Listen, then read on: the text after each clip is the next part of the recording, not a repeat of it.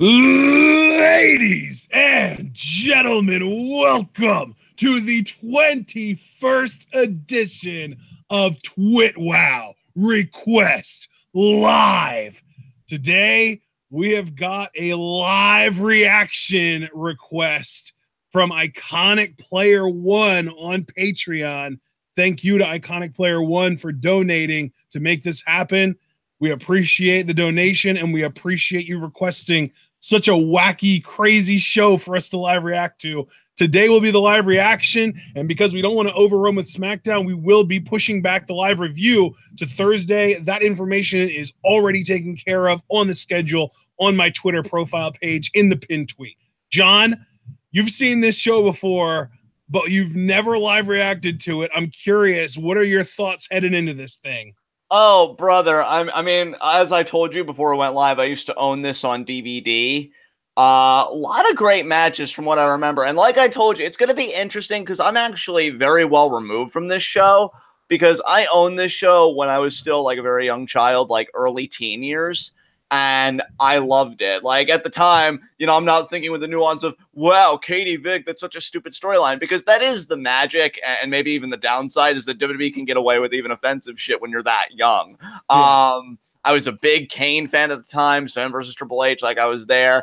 Angle and Benoit versus Edge and Mysterio, the finals of the SmackDown Tag Team Championship Tournament, which a lot of people said was like the match of the show. Brock Lesnar versus Undertaker in a Hell in a Cell match that I was just in awe of. I think we have RVD versus Ric Flair in the opener. And I'm not even looking at anything. This is just all from my memory because, you know, I got a fucking steel trap with some weird events and shit. So, yeah, this show is going to be great. And, you know, before you take it over again, I also want to extend my thanks to Iconic Player One for the donation. Everybody that donates, you guys are incredible. The last I looked at the Patreon, seems like we're going to be going back to doing progress in April. So TWitWoW Mania has really bulked the fuck up. And it's all thanks to you guys making these things happen. People that love us so much that they're willing to give their money for us to do more stuff. It's the biggest compliment you can get. And I kind of put one. It really means a lot to us that you donate. So Ashley, I'm going to hand the reins back over to you so we can get started with this show. Absolutely, guys. I'm just really looking forward to this. Obviously, to address the elephant in the room, yes, Daniel Bryan has been cleared to return to the ring. John, I was thinking we could maybe go live with a commentary on that on Friday at 9 p.m. after your family day's all said and done with. That sounds good to me, man. If you want to do a commentary on it, I'm game. I have a lot of things to say, and they're not all positive, although I don't have anything negative to say about Daniel Bryan. It's mostly about how this whole situation was handled, and I know you have some stuff that you'll want to say as well. So Friday evening, 9 p.m. Eastern time, guys. That's when we're going to be going live with that. I've got to update the schedule with that. Man, lots of news coming out. Apparently Big Cass was also, you know, cleared to return to action, but that's not what we're here for, guys. We are here to live react to No Mercy 2002. We have this pulled up on the network. We are ready to do this. John, you're ready to do this? Yep. 3, 2, 1, go.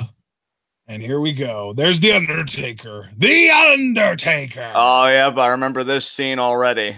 Yeah, oh, he's got his hand in a cast, and it looks bloody as hell. Yeah, Brock broke it with a propane tank when Undertaker faced Matt Hardy, and I feel like a false count anywhere match or whatever. And there's Kane. Which, of course, has been going through the whole Katie Vick thing. So how was your week? He's going to ask him. How was your week? Taker's reaction. You know, it's actually kind of a funny coincidence that we're watching a pay-per-view during Biker Taker's era, during that run, because the heavy rumor going into WrestleMania this year is that it's going to be Biker Taker taking on John Cena. Yeah.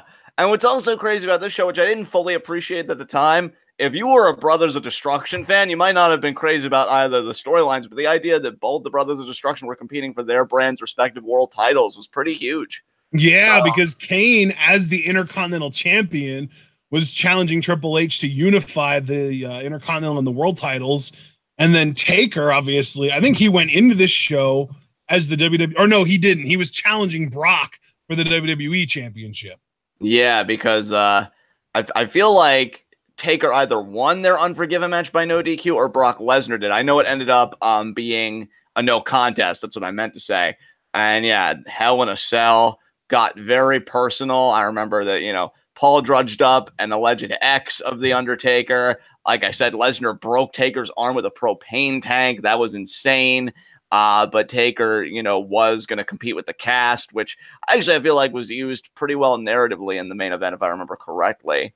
And yeah, that was Sarah and Taker. And I mean, that's how you know the show's dated, was Taker was still on his first wife at that time. And my God, Lesnar, a mammoth of a man.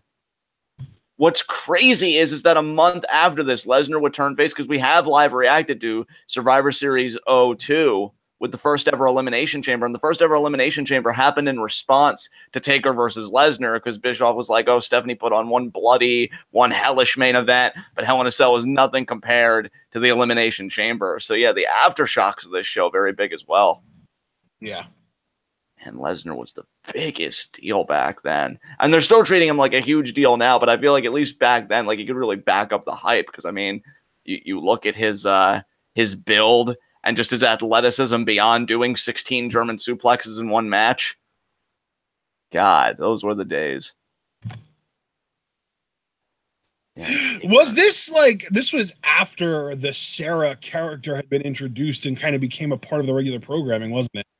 Yeah, I mean, regular programming, I feel like she's just like on and off. But yeah, we knew of her at this point, because this was after the whole DDP crap and stuff like that. No Mercy 2002, man. Goddamn. Here we go.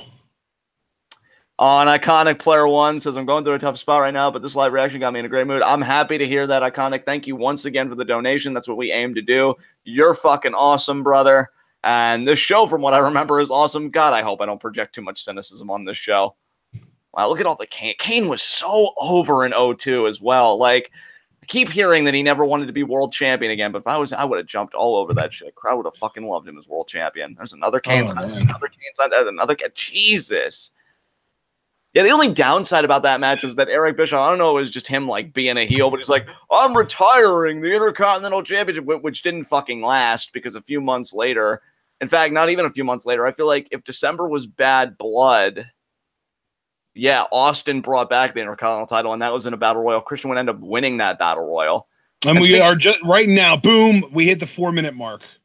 Yeah. We're closing in on 410, 404, 405, 406, 07, 08, 09, and 410. I wanted to do that because we had some people in chat saying that they were having trouble syncing up with us because of the network just kind of fucking them over as far as playing extra shit before the actual video came on.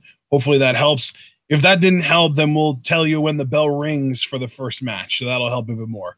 And I made a mistake. RVD versus Ric Flair is not the first match. I remember now. It's Chris Jericho and Christian, who I just mentioned. They were World Tag Team Champions at the time. And side note, I love the fucking design of those World Tag Team titles back then. Against Booker T and Goldust.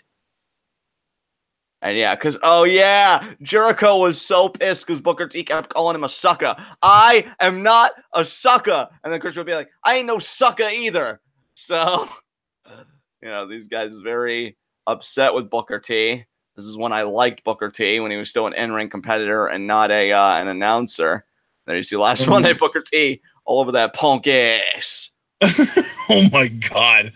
Oh God, Christian's gear is so bad. Hey, yeah, Christian would go through quite a metamorphosis over the next few years compared to where he was here. He still had amazing theme music, though. Yeah. This is when he had the Christian. Amazing. Yeah, him. You're on your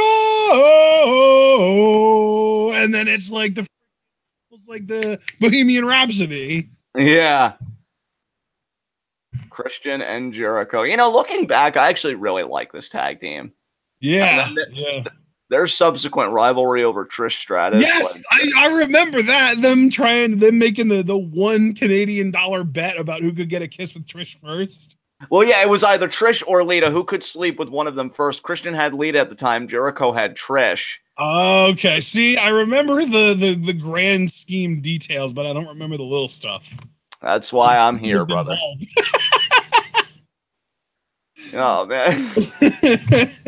Dominique Adams, oh, God, that Jericho beard in 02 was so douche-looking. I love douche Jericho, man. That may be one of my... Right? I'm on the same board as you, dude. I freaking love douchebag Jericho. I feel like that Jericho The End of the World as You Know It Jericho, the 2012 one, and the feud with Punk. And then, like, the You Just Made the List Jericho are three of my favorites. Because, I mean, douchebag Jericho, we gotta pin this ass! Like, so good. That was from the Elimination Chamber match, right? Yeah, a month later after this, yep. Wow. That was Survivor Series. Yep, which we also reacted to. You guys can find that on the channel. That was a request, I believe, from Cliff'em All. So I think it was, yeah. And here's Booker T. Shucky, ducky, quack, quack.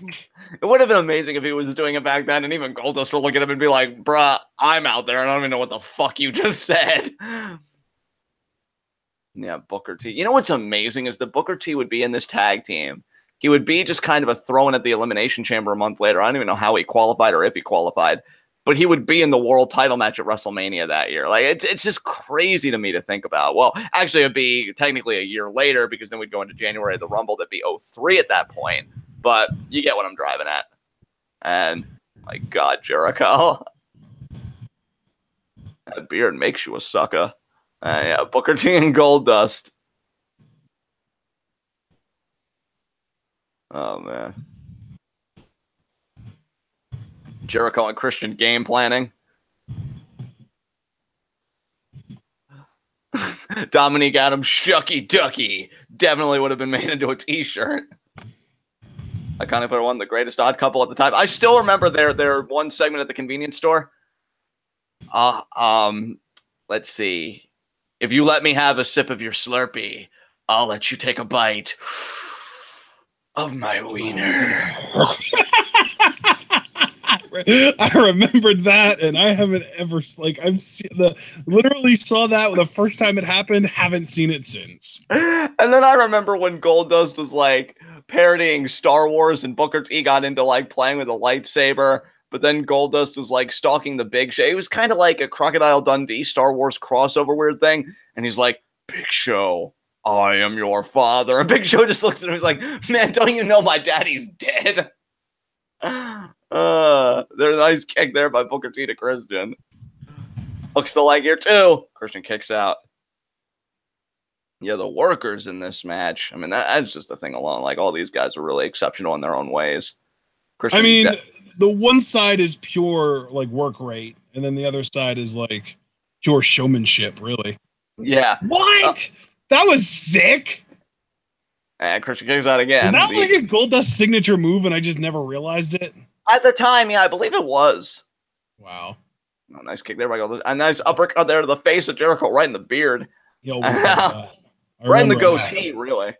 Yeah. And, Goldust with the hip attacks. Was he no, not Taichi. Was he son of a bitch? Taguchi before Taguchi was a thing? You could say that. Oh, Jericho slingshotted right into Christian. And Goldust. Looking at him like, no, look at that chin on Goldust. Jesus Christ. I thought Dolph Ziggler had an impressive chin. Booker T just throwing Jericho back in there. Goldust is working his ass off right now, actually. I can't believe this show, when you think about Goldust still being on the product, this show was 16 years ago. Jesus. Drop kick. Well, almost 16, because this is October, and we're not at October yet. But like 15 and a half, we'll say, because this was, like 15 and a half is probably close. I mean, still, though. Damn. Yeah, still ridiculous. And now Jericho, come on, baby! That is best Jericho right there. Yeah, dude, his mannerisms. Jeritroll. Oh, right there. The only time I've ever heard a genuine, well, not the only time, but the first time that I had ever heard a genuine pop for somebody just speaking. Yeah, dude, the Jeritroll era, I still laugh my ass off when I watch the segment when he's in that tag match with Punk and Bryan. Yes, and he like that was so amazing. He just gets the crowd all fired up, and then he tags out to Bryan, and he's like celebrating with himself up the ramp. Yeah, yeah. Like on the way up the ramp, he's like still like, oh yeah, baby, come on, new day, baby. Yeah. Just all the way up as he's leaving the ring and then leaving the arena. Oh, we apologize, Paul, because Paul said, I guess you missed the bell ring. Then we are closing in on 11 minutes and 30 seconds, 27, 28. Well, no, I mean, the point 30. Was to time up the bell ring so that he didn't have to worry about the legit timestamp. Sorry, Paul. Yeah, we do apologize for that. Even Booker T is looking like, man, what the hell? And now Goldust gonna have to tag out here. Oh, Christian knocking Booker T off the apron, and great tag teamwork by the Canucks of Jericho and Christian. Wait, did they actually call themselves that? No, that's just me being cheeky. And Christian, they're driving the boot in the face of Goldust. Man. I remember being really endeared by the friendship of Booker T and Goldust as a kid. And then, you know, Goldust supporting Booker Christian. Look at Jackknife. Goldust, Jackknife. The Power Slam. Great Power Slam by Goldust. I always appreciated Goldust's Power Slam. I actually kind of prefer the snap on them to Orton. So look at Booker T. It's like he's firing himself up. You know, all the ridiculous shit Booker T has done throughout the years, I don't know why we're so surprised at how stupid and ridiculous he is on commentary. Yeah. I didn't know Jericho hated the King of My World theme that Saliva did. I personally love that theme. Thought Saliva did a great job there. I'm surprised Jericho hated it. But then again, I'm also the same guy that loved Mercy Drives Burning My Light and Orton hating that as well. So, nice! Oh God, the crescent kick from Booker T. Great height on that crescent kick. God damn. Yeah. Then, oh my God, he was dynamic in the ring. Super kick. Jumping super kick. Jesus Christ, Booker. Yeah, this is at a point where Booker could, still go like a machine, and the crowd really responded to him. So one for the scissors kick, but no. Oh, spine buster. Not a very good one, but it did what it had to. Yeah, just stacking Jericho up. And Jericho, no, Booker. It's going to be a roll-up. And kick out there. Great sequence here between Jericho and Booker T. Of course, Jericho again. I'm not a sucker. Well, if he can retain the World Tag Team titles, he might prove himself right there. Oh, Christian protecting Jericho. Great tag teamwork there. Christian just moving Jericho out of the way. Now Booker gets hung up. No, these two. Booker T off the ropes. I think Goldust stole the tag there. He did. Referee Charles Robinson acknowledges it. Double bulldog there by Goldust. Oh, Golden Globes. Shattered Dreams. Oh, God. Christian Jericho's distracting the ref, but that's not going to help. Oh, Jesus. Look at Christian's head pop back and forth. And the drop toe right in there. Roll up two. No. How did that not work? Oh, my God. Oh, he's going for the final cut. Yeah, that's what it's called. Thank you. Oh, but Jericho lands on his feet. And could be the walls of Jericho. Wasn't the final cut the same name of the move that Big Show used that was like the lariat over the chest? Yes, but Big Show, I think, had retired that at this point, and he just focused on the showstopper choke slam. So, kick to the head there by Booker T. Goldust did not tap out to the walls. Could it be a scissors kick? He got it this time. Wow. Come on, Goldie. Get that cover, boy. Yeah. You got to get on your bicycle, Goldie. No. Christian, yep. Oh, Christian with the tag tight psychology. This is what happens when you have an actual tag team specialist in your team. Yeah, it's a shame that Jericho turned out to be such a terrible friend. Now Booker T going to the top rope. Hey man, not all tag teams are best friends. That's true. Oh, nice drop kick there. Not even all successful tag teams are best friends, just most of them. Well, Simon Gotch didn't really seem to care much for Aiden English, so there's your proof right there. That's just the most immediate example that comes to mind. And Spinner Rudy. It's just a windmill, you marks. Oh. Shit, Bushi does that in every goddamn match. He doesn't get pops for it. Oh my God! Tag, the rope broke. The middle rope legit broke off the ring post. Bulldog there by Goldust to Jericho. Was that part of the Like, was that? No, I think that was a freak thing that happened at the time of the event. I actually forgot because I know how this match finishes in a way. God! Oh, but Jericho now he's got the tag title. Booker T taking care of Christian. Bulldog on the tag title. And now Jericho's gonna have to improvise. Oh my God! Yeah, the top rope lion salt. And look at how he just buries himself in a tag title, and there it is. Oh my God! What Jericho, the hell? Jericho and Christian retain in a fun opening contest here. I've never seen an actual like non-work ring malfunction like that. Like that's crazy. Yeah, now Christian and Jericho hugging out there still. Tag team champions. Christian's really gonna need to ice his nards after this. But he'll do it with the tag team titles by his side. You know, John, this totally does not reek of awesomeness at all. No, it does not. Yeah, there you see the rope just broke. Jericho could have been seriously hurt. So yeah. What the hell? There you see Jericho backdrop Booker T, but then Jericho improvised. This is like a unique event in the history of this company. What the shit? Yeah, that was crazy. Has that ever happened in any other situation where it wasn't meant to be like a part of the storyline, like with the ring collapsing because of two big guys? Yeah, I mean that's like one of those more worked breaks that you've spoken about. But yeah, this is just completely like out of nowhere. It seemed like. Yeah. And yeah, guys, that was our first match of No Mercy, and now we've got Al Wilson. Oh my God, I completely forgot about him. Jesus Christ. Didn't Dawn Marie murder him with sex? Yeah. Oh man. Oh my God. His face. Oh, Funaki. Hey, he's the #1 announcer, man. He is a real journalism as far as I'm concerned.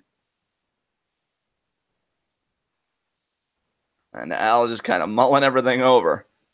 Oh my God. This is too good. Don Marie gave you another peek, Funaki says.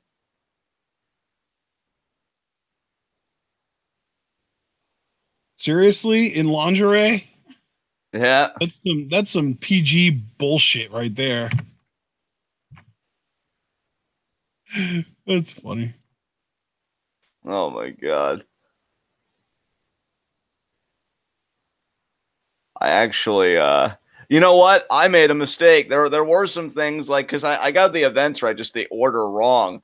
I thought that Dawn and Torrie, I do think they face each other on this show in a way, but I think they also had a rematch later, like after Al kayfabe died. Yeah. Because you know they escalated the rivalry. Like I don't know, I personally enjoyed that more than Katie Vick. I don't blame anybody that feels like they're both equally stupid or whatever. But as a kid, I was actually into that story. I remember I got frustrated one night because my homework was kicking my ass, and I really wanted to see the wedding between Al and Dawn on SmackDown. So yeah, I was actually into it as a kid. Oh, Al. He's still looking perplexed. Oh my God. Oh, now the jerk. God. Oh, jeez. Oh, yeah, Dawn sees so, and then Torrie's just like, oh my God, my dad.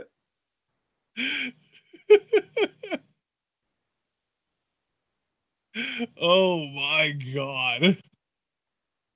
I can't believe I'm back. That's all. What'd you say? I said, I'm just imitating Al. I was just helping her reach her back. That's all. Yeah. He didn't have a scrubber. Oh, I scrubbed her. I'm going to say this once only. Oh, he's doing the Bill Clinton thing. And at the time, I didn't even know it. I just thought it was Al just speaking for himself. But yeah, it makes me appreciate it even more.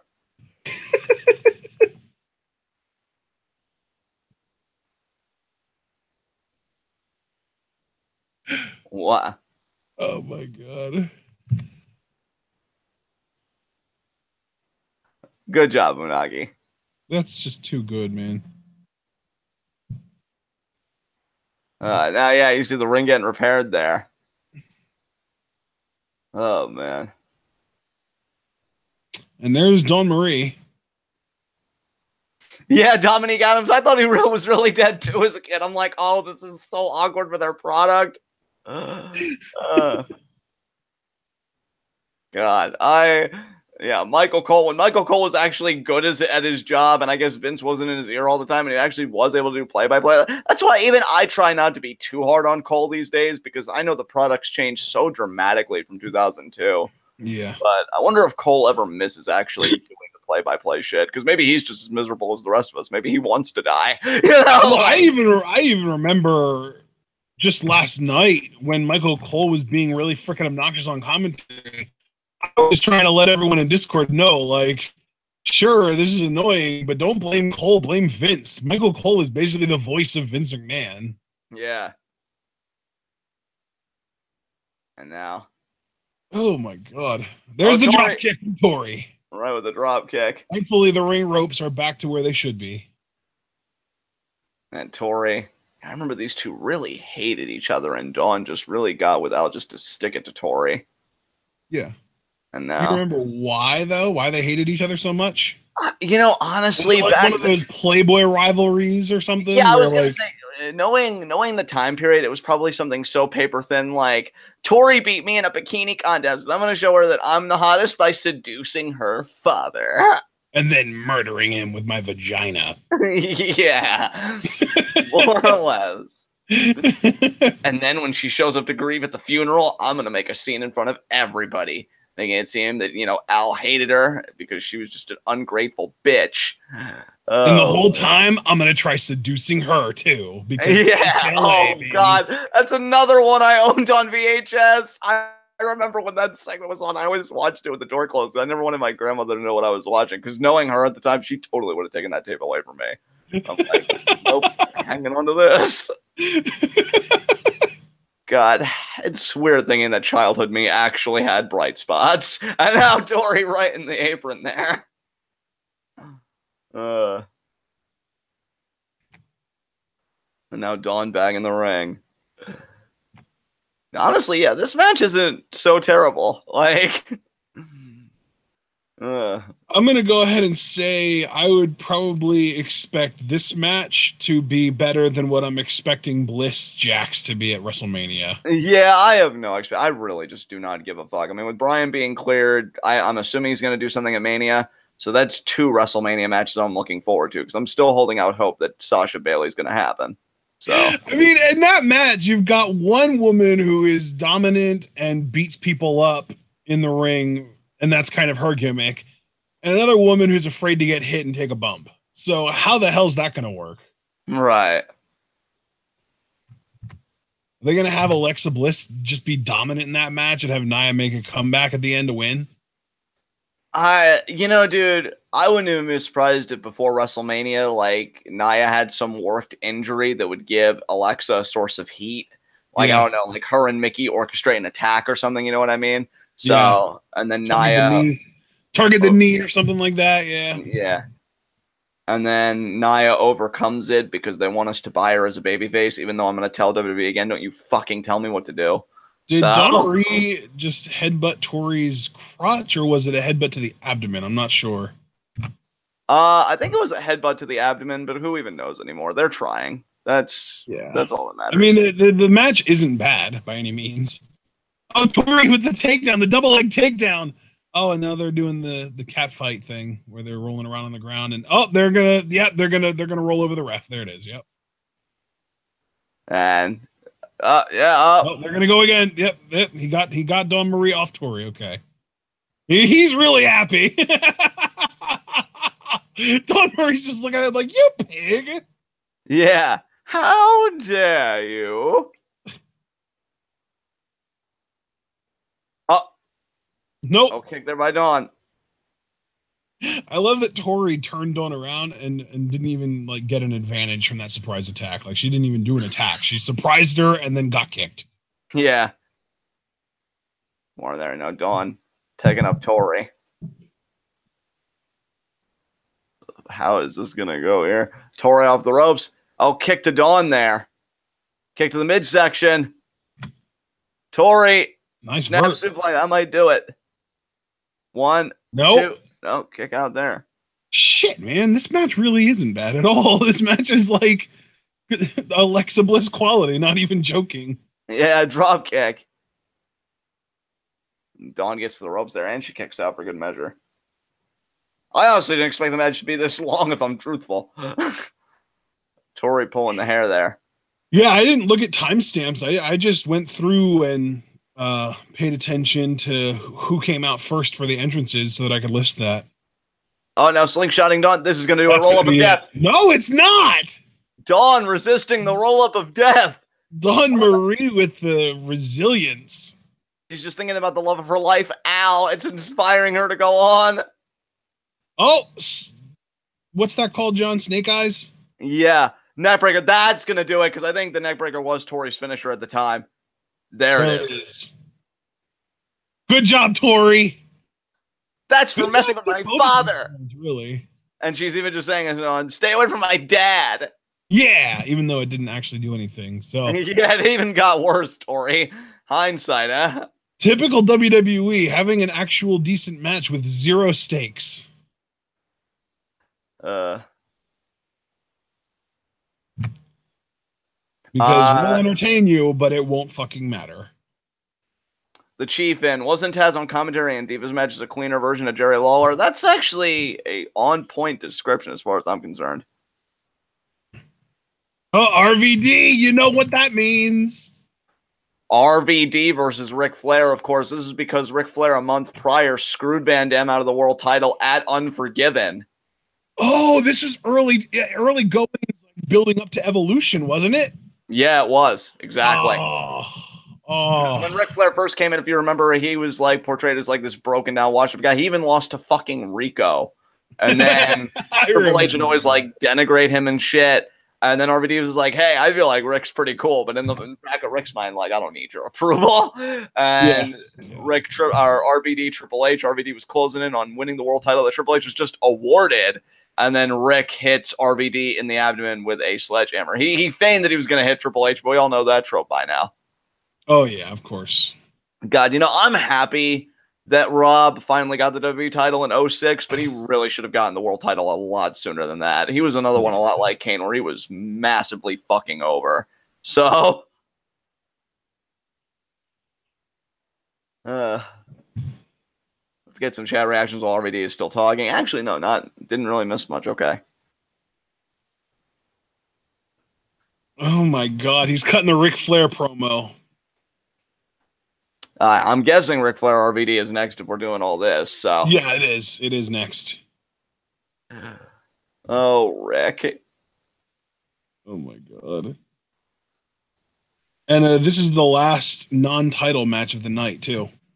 Oh, cool. We have a Cruiserweight Championship match on this show, do you know? Yes, Tajiri versus Jamie Noble. Oh, shit. Can he hold on to that Cruiserweight title? I know him and Nydia love going to Applebee's. Yeah. We got Brock Lesnar and Paul Heyman now.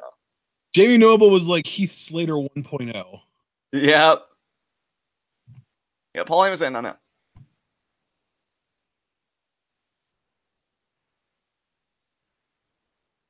Do we know if he used the money that he earned from being Cruiserweight champion to buy a double wide? Yeah. Oh, Tracy. Oh. Who? This is the person that Paul drudged up to say that Undertaker had an affair and like. Paul Heyman. Okay. Yep. That faux shove. Yeah, coach. Oh, Jim Ross and King, which means we're getting a Raw matchup.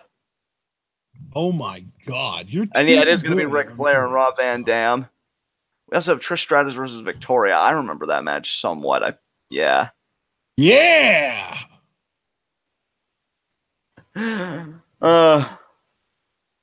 Dominique Adams. Man, Undertaker and Kane really had some skeletons fall in a closet during this time period, did they? Yep. I wonder if this was like WWE actively trying to make them seem more human.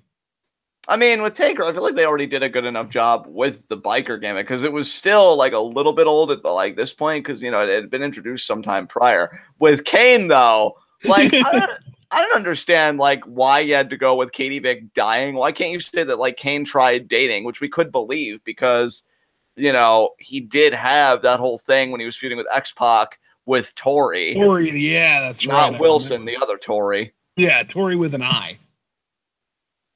And Triple H so happy to be world champion. Then Ric Flair's screwing RVD again. Yeah, that was the lumberjack match. Oh, God, this segment was so good. God, Kane was amazing.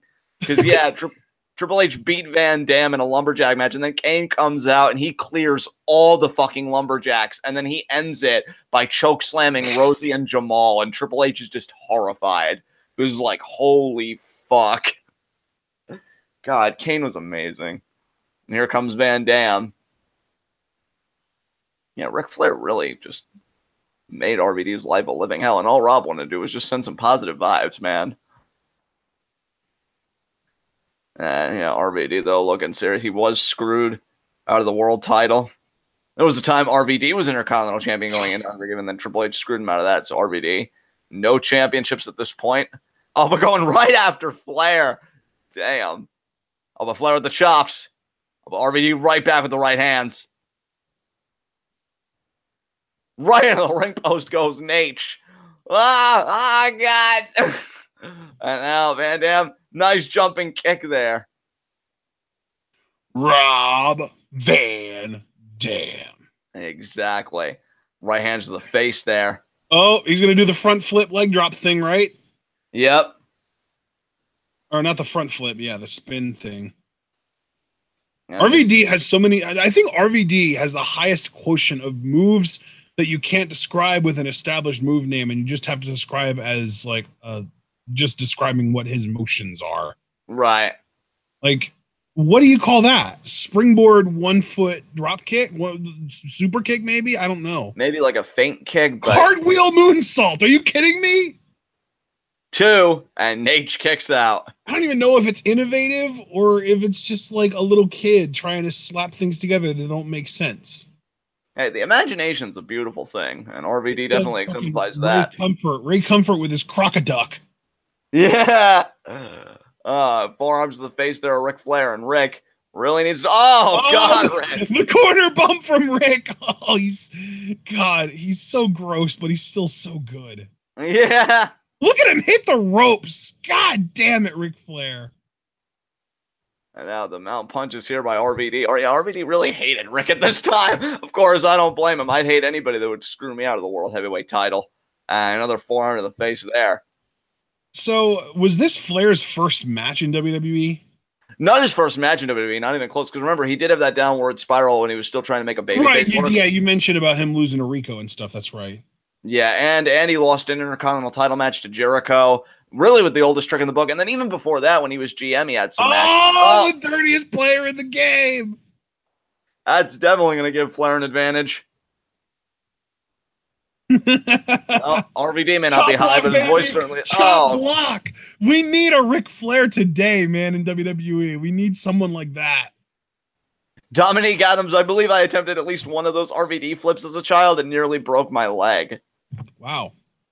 I remember Edge said in his biography that he was like a bigger Spider-Man fan than a Batman fan, and he did like a Spider-Man flip and he broke his neck. So yeah, children, if you see really athletic people, don't imitate them. They're better than you for a reason. Rick. I used to climb up the walls in the hallway of my house. Oh wow. Literally, like the hallway was like narrow enough that I could put my hands and feet on the walls and just climb up the walls. I remember my big thing as a kid is I always wanted to fly. I remember I even experimented, like I built something out of Kinects and like I climbed up on my bed and then I was going to fall backwards and flap my arms really furiously with my Kinects device and fly. And as you can imagine, it never really worked out. And RVD, they're getting choked. Oh man, it's like when you really hit the bong hard, you're really kind of heaving a little bit. Of course. Oh, rib kick there by Ric Flair. What an asshole. And now again. Richard. Yeah. Oh, what a shot to the face. And the chop. Ric Flair, man. Get him in that corner there. Get down in there. Yeah. Crank that leg on the middle rope. And smart taking out the leg of Van Dam, not just for Flair's figure 4, but just because of RVD's repertoire in general. Yep. And these right hands here. I wonder if anyone ever put Ric Flair in a figure 4, like a shoot figure 4, so that he would feel what it actually hurts. That's a good question. I don't know if there's any biographical material where Rick discloses that, but I'd be interested to know that myself. Very, very interesting. Back and forth these two go. Oh my God, all the forearms in the world. Oh, he got poked in the eye. He got blatantly poked in the eye, and Flair goes right back to the knee. God, I love you, Rick. Amazing. God, I wish his progeny was this talented.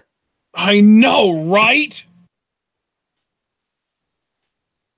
I love, too, that they really make Rick seem like more competitive now that he's had the heel turn, because the whole idea as a face was like, can he even go anymore? And then Triple H is like, imagine if Charlotte would ever put on this entertaining of a match in her life. I know, right?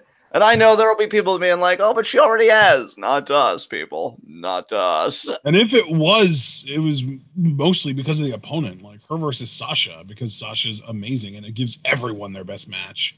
Yeah. Now Rick's shoving, hey, don't you touch Ric Flair, you peon. Now Rick's shoving him again. He did. Oh, it's Nick Patrick. Makes it even better.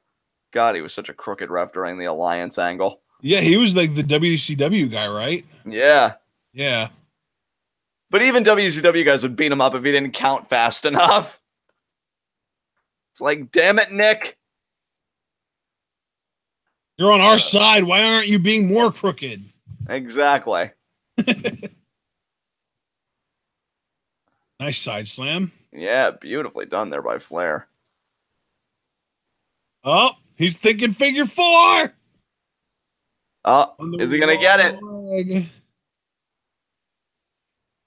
And... Yep. Boy, that's going to do a whole lot of damage to the leg that he hasn't been working over the entire match. Oh, you.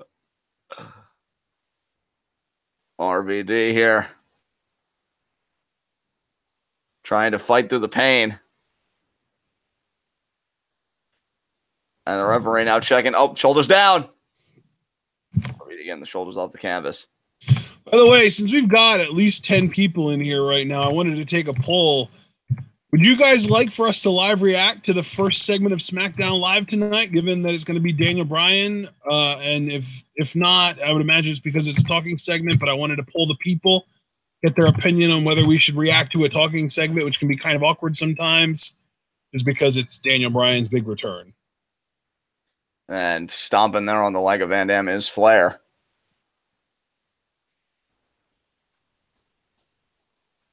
Oh, and then the shoulder thrust there. Oh, sunset flip. And RVD, too. Kick out there. Oh, RVD with the backslide. 1, 2. Oh, and Flair barely gets out. Oh, RVD, Irish whips Flair off the ropes. Misses the drop kick, though. Flair, you dirty dog. I love it. Flair able to hang on. Yep. And Flair now. Oh, he's thinking figure 4 again. Oh, but RVD with the roll-up small package. 1. Only a 1 count. Oh, now RVD. Another right hand there. Kick to the head. Forearm. He's going to whip Flair into the corner. There it is. Back elbow from Flair. And RVD now shaking the cobwebs. Yeah, he needs to. Flair sent to the top rope. Oh. Gorilla press slam. RVD now really feeling himself here. Oh, Rolling Thunder. Here we go. God, that is such an impressive freaking move. Like, that's so hard to do. 2. The thing is, being able to do a front roll is easy, and being able to do a standing front flip is kind of easy. But the transition going from the front roll, having to stand up into the front flip is what makes that impressive. Now RVD here. Oh, he's thinking 5-star. Oh, and he got it. That's going to be it. Yeah, that's it. Look at Flair. 1, 2, 3. Oh, his shoulder was off the mat, though. They're not going to talk about that. Damn.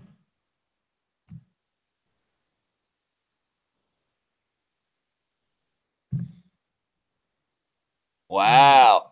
Paul William Gregory mentioning that Richard Flair isn't even his real birth name. He was stolen from his original parents and sold for adoption. I remember reading that in his book. Jesus Christ. Yeah, that is beyond fucked up. Yeah. Maybe that's why Rick like partied so hard, and so maybe on some psychological level he was filling in the void. Like that's some intense shit. Yeah. I would be willing to bet that everybody that we would just kind of write off as, wow, that person's fucked up in the head, has a really good reason for it, unfortunately. Yeah. Oh, the Big Show is talking to Stephanie McMahon? Oh, yeah. I remember that. Well, remember, because a month later, Survivor Series, Big Show faced Lesnar. And at the time, Big Show was still on Raw. And he was very unhappy with his treatment on Raw, feeling like he was more of a main event talent. So, yeah, this is him negotiating to jump into SmackDown. Ah, I like it. There's Bischoff talking trade, maybe.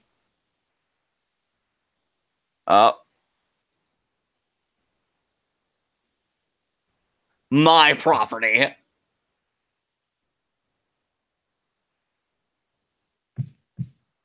That's right. Stephanie was a really, really compelling babyface back then. I loved her as GM, dude. I felt so bad when her father was giving her shit a year later. Yeah. It's one of my favorite babyfaces.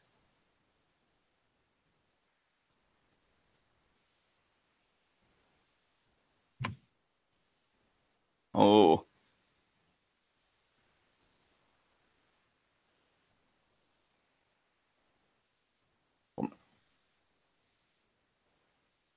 Big Show talking about his accolades.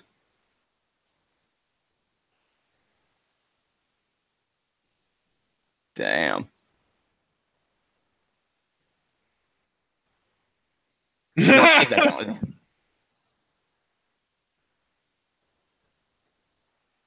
Oh my god. He's like a shitty possessive boyfriend. Yeah. You don't have my permission to talk to other men, no matter how ugly they are. I'm a very angry giant.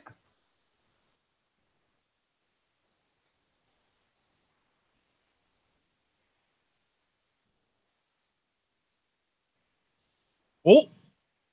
Snap it like a twig. Damn. Now, does that feel Eric? Someone was cooking pastries earlier. Look at those trays. Yeah. Oh, we're doing Kane Triple H next. Yep, winner take all. Unifying the world and Intercontinental Champions. Actually, no, wait. That shouldn't be now. I guess they're still doing a teaser, but... No, dude, that is next. That match... Or no. Tajiri Jamie Noble's next. No, this is next. They're doing the video package. Unless... Wait a minute. No, that's right. They were highlighting the Intercontinental title. I'm still jumping the gun. I apologize. They faked me out there. Pedro Morales. Randy Savage. Oh, yeah. Honky Tonk. Oh, there's Roddy. Bulldog. You remember Matt Hardy said at one time that his biggest regret was that he never got to win the Intercontinental title. Have you ever heard of Jack's Films, by the way? No. Okay, it's a YouTube channel, and he recently put out like a 2.5-minute live reaction video to him reacting to the Infinity War trailer that just dropped. Yeah. And it's literally like the title is like my reaction to the Infinity War trailer, except all I do is name who I see. Yeah. He does. Like it's exactly what that is. He's literally just like, oh, there's Thor. Oh, there's the Hulk. And it's just, and half the names he gets intentionally wrong for the sake of comedy, but it's funny for like a good minute. And then I got bored. Yeah, there you go. Well, thank you for that story. As we're still looking here, this is when Austin broke his neck. The Intercontinental title, man, has had its ups and downs, and thankfully it got brought back. You know, I remember at the time just being so miffed. Like, how could you do that, Eric? One show, one champion. That's bull crap. Especially because I feel like it wasn't that long ago, too, that him and Stephanie were fighting over where the Intercontinental title would belong, because Benoit had jumped over to SmackDown, and he took the Intercontinental title with him. RVD was still on Raw, and that's how they got that big interpromotional match. And then Eric, just a few months later, is like, we don't really need the Intercontinental title. Like, what the fuck? And there's Jericho. Oh, actually, no. This was when Angle unified it, the Euro Continental Champion. There's Michaels. There's Honky Tonk Man. D'Lo Brown. Rikishi, Val Venus. Billy Gunn. William Regal. Jericho. Savage. Steamboat. Est. Owen Hart. Rocky. Angle. Benoit. Godfather. Lance Storm. Edge again. Christian. Jeff Hardy. Matt Hardy never did it. RVD. And then Kane. At Patterson. Damn.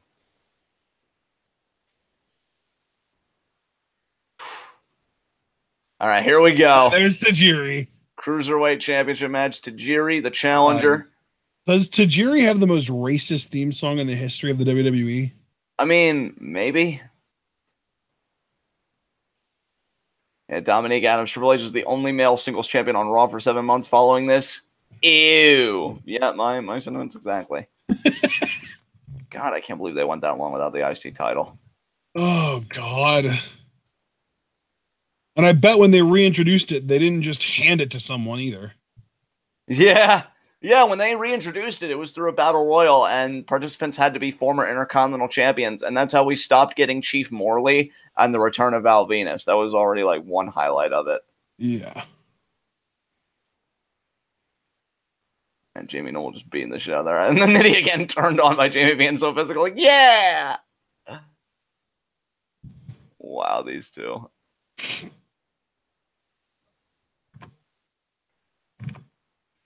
Oh, apparently Kung Fu Naki had really racist theme music.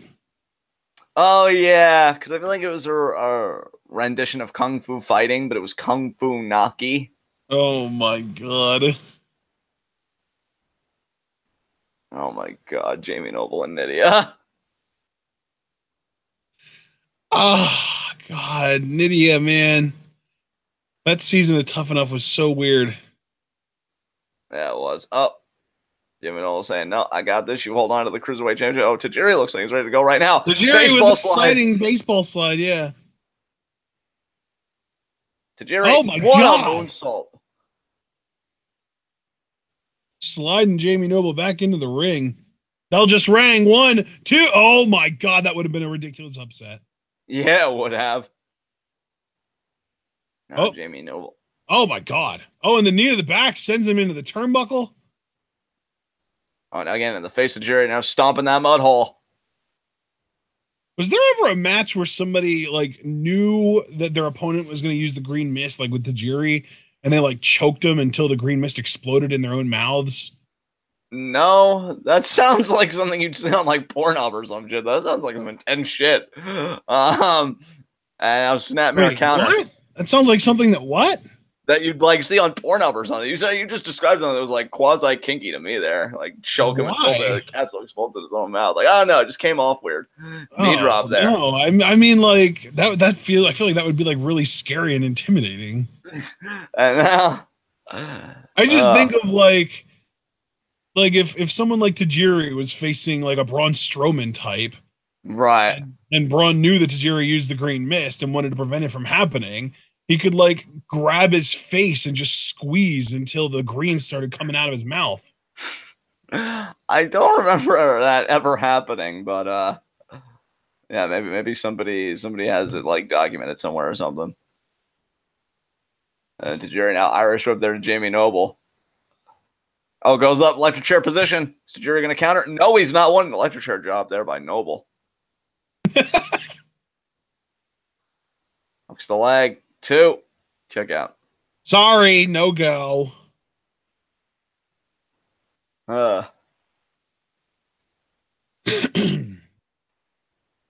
Oh, tilt-a-whirl backbreaker. Cover again. Pin. Only a 2 count. And Jamie Noble out knee to the back of Tajiri, spreading the arms out here.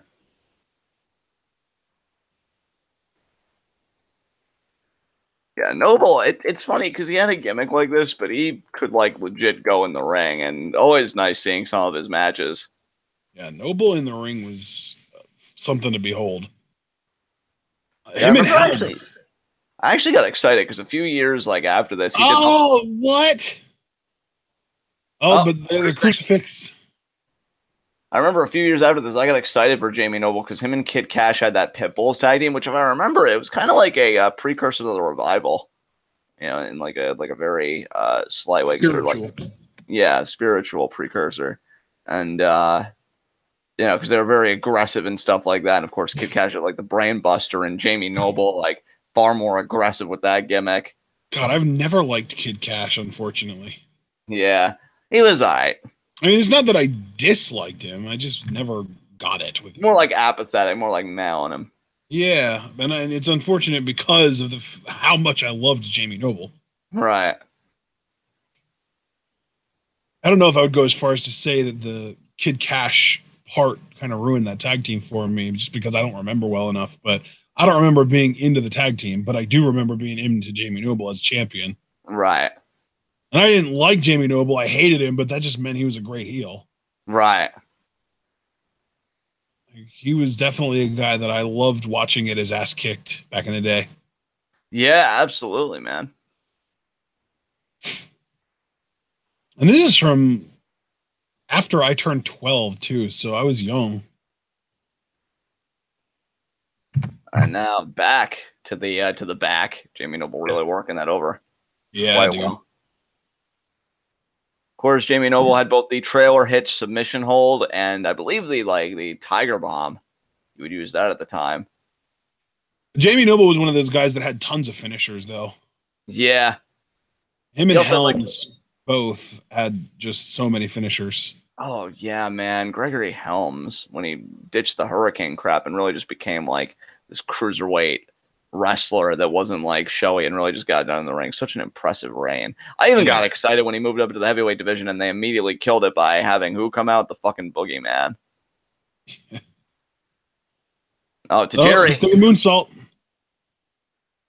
Oh, but it ends on his feet. Tajiri, they're stalking him. Tornado DDT. Damn, Tajiri really did draw a lot of inspiration from Muta. It's unbelievable. Oh, yeah.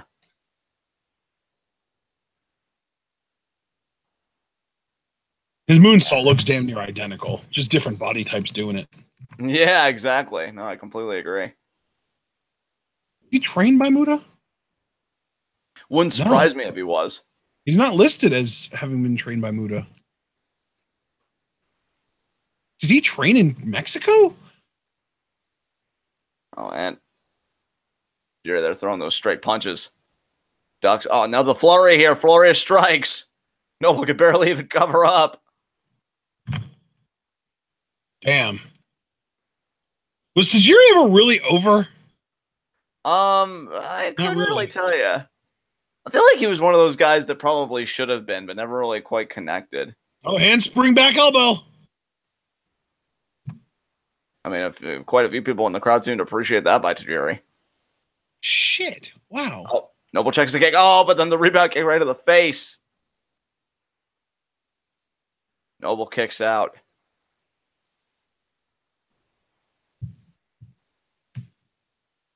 And now Tajiri.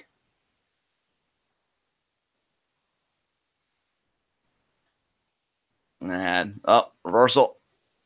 Oh, full Nelson. Nice submission here by Tajiri.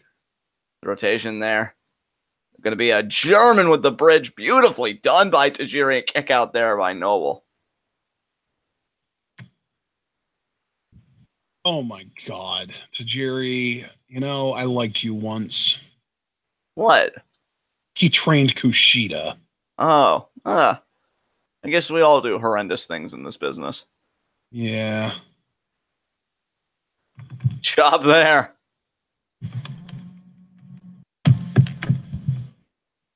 And shit. Tarantula. Nice tarantula there by Tajiri. 3, 4.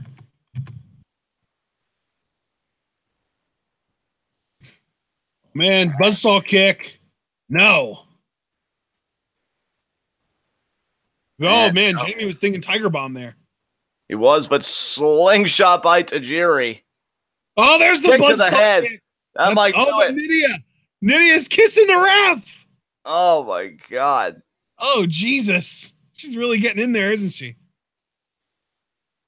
Tajiri's an 8 focus.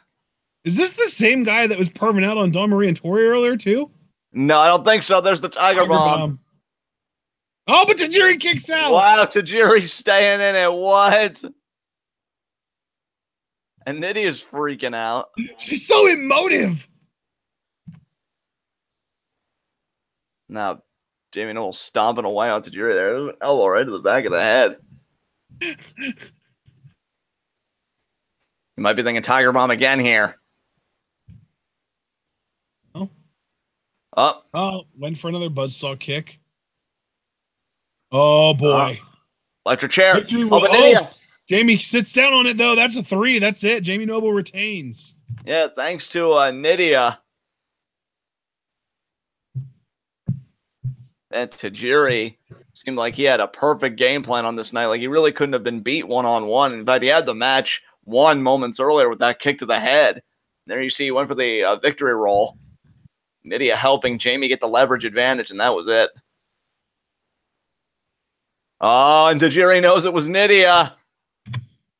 Oh, God.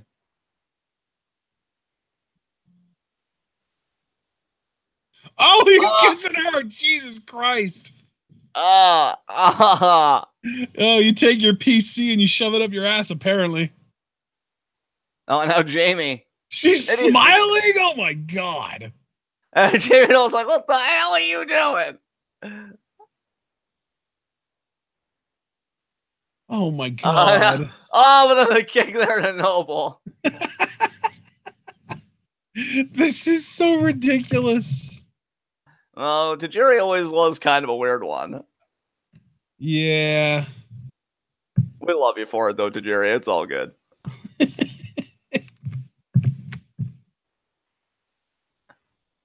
Oh, my God. Wait, Brian Hebner was a referee in WWE, too? Yeah. I legitimately did not know that. I thought only Earl was the WWE guy, and Brian was like a TNA only guy. Or maybe they did mean Earl Hebner. Maybe I'm just getting confused.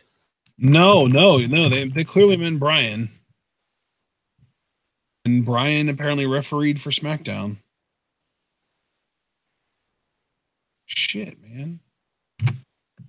Oh, Benoit! Eddie, what?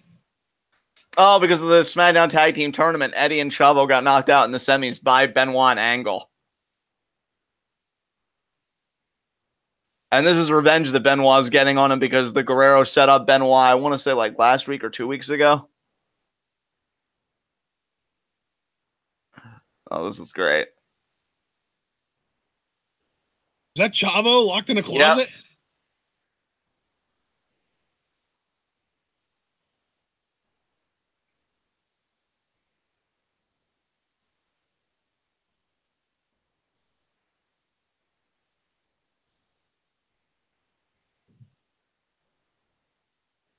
Oh my God.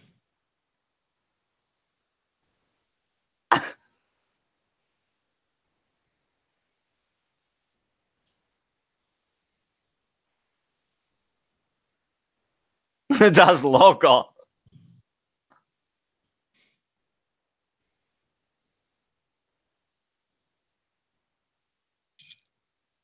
That's a little girl's lip. Wait, how did he get out? Angle was done with him. Oh, okay.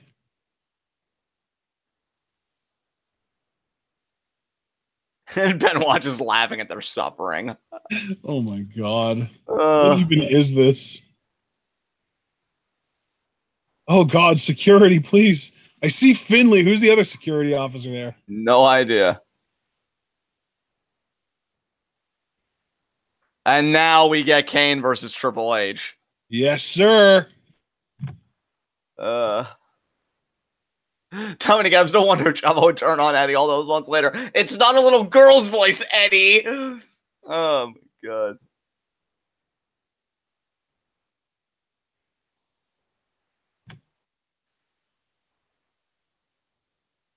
Oh, my God. This storyline.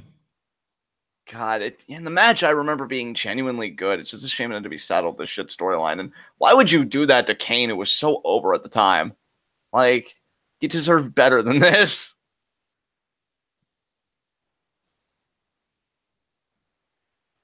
Oh, Kane.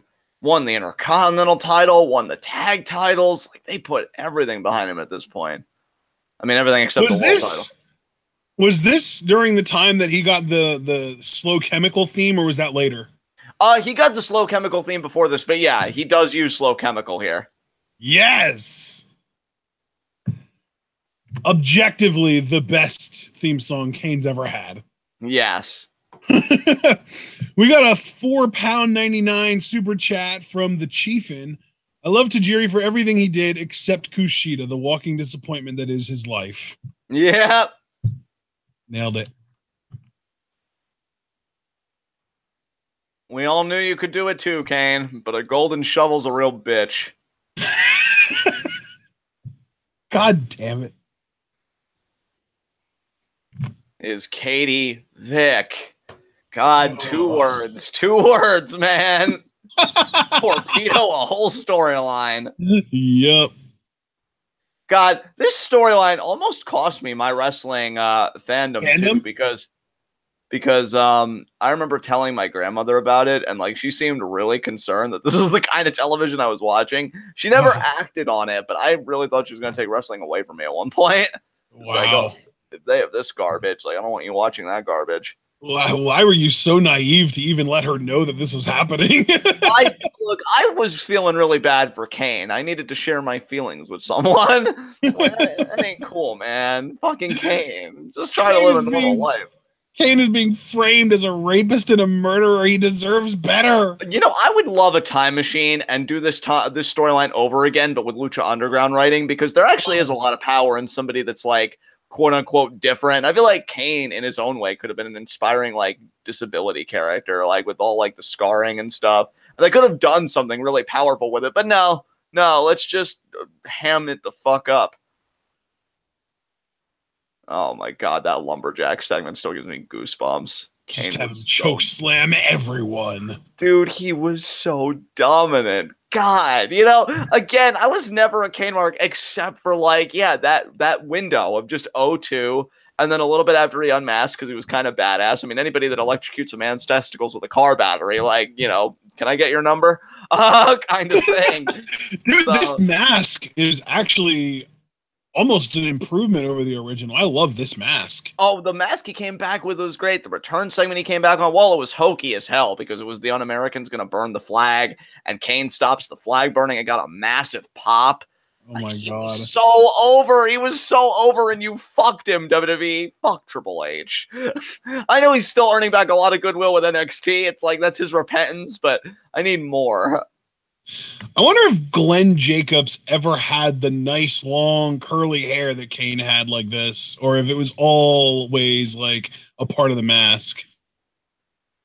That's a good question, actually. I'm not sure. Because that's an impressive head of hair. Yeah. And I remember when he did unmask, he was bald, so... And then, yeah, Dominic Adams said, I think Kane changed the design of the mask because he said he couldn't breathe in the original mask, which is understandable. Plus, it gives him a plausible means to talk. And Kane wasn't bad on the mic as a babyface. And now here comes the fucking asshole. Where's Ric Flair? God, Kane should have went over here. You'd hear that a lot because Booker T should have gone over at WrestleMania 19. I feel like Kane should have gone over here. And even if he didn't go over, like, you didn't have to put this fucking storyline behind Kane. Like... If it was more of a like appropriate storyline, fine. Heels win all the time. I get it. But when you put Kane through all this, pretty much commit the worst slander like, oh, hey, Kane, not only are you a murderer, but let's not forget you're also into some sick twisted shit because you like fucking dead bodies. Like, if you don't win and the guy that said all this shit about you comes away unscathed, what the fuck was the point? And then, like, I want to say the night after, because remember, they were building to Elimination Chamber, Kane faced Triple H in a non-title casket match. And yeah, Kane won that, but that was only because of fucking Shawn Michaels. He can go fuck himself, too. So, like, Kane was never Shawn really... Michaels was such a gigantic piece of shit before his comeback. Yeah, and I mean, I love Shawn during his comeback. Don't get me wrong. I just hate that Kane couldn't look good on his own merits for fucking anything. Like, yeah. Jesus. The Un-Americans, was that Christian and Lance Storm? Christian, Lance Storm, and Test. Yeah. Oh my god. Oh, Mark Sherman says that Kane was on Jericho's podcast a few weeks ago, and he mentioned that it was his actual hair. Nice. It's damn impressive. His head of hair was more impressive than Triple H's, for Christ's sake. Yeah. God, Hunter was so insecure. He was insecure of, like, RVD's athleticism and overness, and clearly the head of hair by Kane. He's like, there can only be one. And yeah, Dominique Adams just pointed out what's worse is the Kane Lita storyline a couple years later had Kane impregnated Lita by force. Yeah, Jesus Christ. Shit, they really went out of their way to make Kane seem like a piece of garbage. I'd love, like, a sympathetic monster character. I know TNA tried at one point with, like, Abyss, but I still, like, that's why I'm hoping that if Matanza ever becomes a Technico, I will love to see that happen, man. Like, Lucha Underground writing is probably really going to make Matanza seem like this great sympathetic character. I feel like they've already laid some of the groundwork for that. And you could have done that for Kane, but no, let's just, you know, whatever. Let's just make him a joke. That's fine. This fucking caricature. Kane just looking at Triple H like he's going to beat the shit out of him. God, I remember really rooting for Kane for this because I'm like, don't you slander this man. He's trying, damn it. He's just looking at him like, do something. Do something. Yeah, Triple H puffing his chest out. Yeah, good luck with that, motherfucker. Oh, man. And he's just choking Triple H. Oh, my God. God. Honestly, it was so great seeing Triple H that vulnerable against Braun when Braun's just choking the life out of him. You ever try and double-cross me again, you'll never be in this game again. Tears coming out of his face. Braun did it for everybody. Did it for Booker, did it for Kane, did it for all of us. Triple H deserved that shit. And he's baiting Triple H. Come on. Oh, kick there. And this is when Kane was dominant too, would still do the sit-up after every move. Like, God, I loved it. Now, Irish Whip. Here's to hoping Luchasaurus and Lucha Underground Vibora gets to continue that legacy. Absolutely, man. Oh my God. Yeah, beat the shit out of him. The good news is I think he's in for the long haul because he's roommates with Johnny. And like Johnny's the face of the company. So yeah, he is. God, that sounds so right. Locker room leader, baby. Yep. Oh, the back body drop. Jesus, Kane. I'm telling you, beat the shit out of him without remorse. No remorse. Morse? You have to have morse in order to have remorse? I have neither. Yeah, oh, and right into the barricade. Oh, my God. Oh, my God. Yes, bring him back. Yeah, don't let him get off that easy. Yeah! Beat the this is like shit a Clash of the Titans, man. Yeah, man. This and then the freaking main event, Taker, Lesnar, Hell in a Cell. Shit. Oh, Kane. Oh, what a lariat from Kane. Take his head off. 1, 2. And, of course, it's Hebner, so I didn't even have to guess as to whether Triple H was going to kick out there or not. Yeah. He sells the shit out of his near falls. Dominic Adams was a huge Kane, RVD, and Booker T mark at this time. Oh, God, dude. I'm so sorry. Not because they're bad talents, but because of the booking. Because they all got fed to Triple H and his golden shovel. Yeah, Jesus Christ. Wow. He did say that he actually switched to SmackDown full-time after Mania, though, so... I don't fucking blame you, because at least SmackDown gave you gems like Angle Benoit at the Rumble, and then Lesnar angle at Mania with the right guy going over, and Lesnar becoming heel. Like, I feel like SmackDown didn't do nearly as many people dirty as Raw did. Thank God Triple H didn't want to work Tuesdays. Yeah. That Heyman promo. Sit up, Kane. Sit up. Yeah! Yeah! He caught up before Triple H did. Oh, missed the lariat, though. Oh, power slam. No, Triple H gets out of it. Triple H, side headlock, gets off the ropes. Power slam. Power slam. Fuck you, Hunter. On the leg. 2. Kick out there. God, you know, that's what really pisses me off. It's like, fine, you're going to politic, whatever. I hate it. But, like, if you have that much stroke, how can you look at a script that says, okay, Triple H, you're going to put on a Kane mask and insinuate that, like, Kane's going to fuck this dead body and say, yeah, that's a good idea. Eat the face buster, Kane. And he seems a little stunned.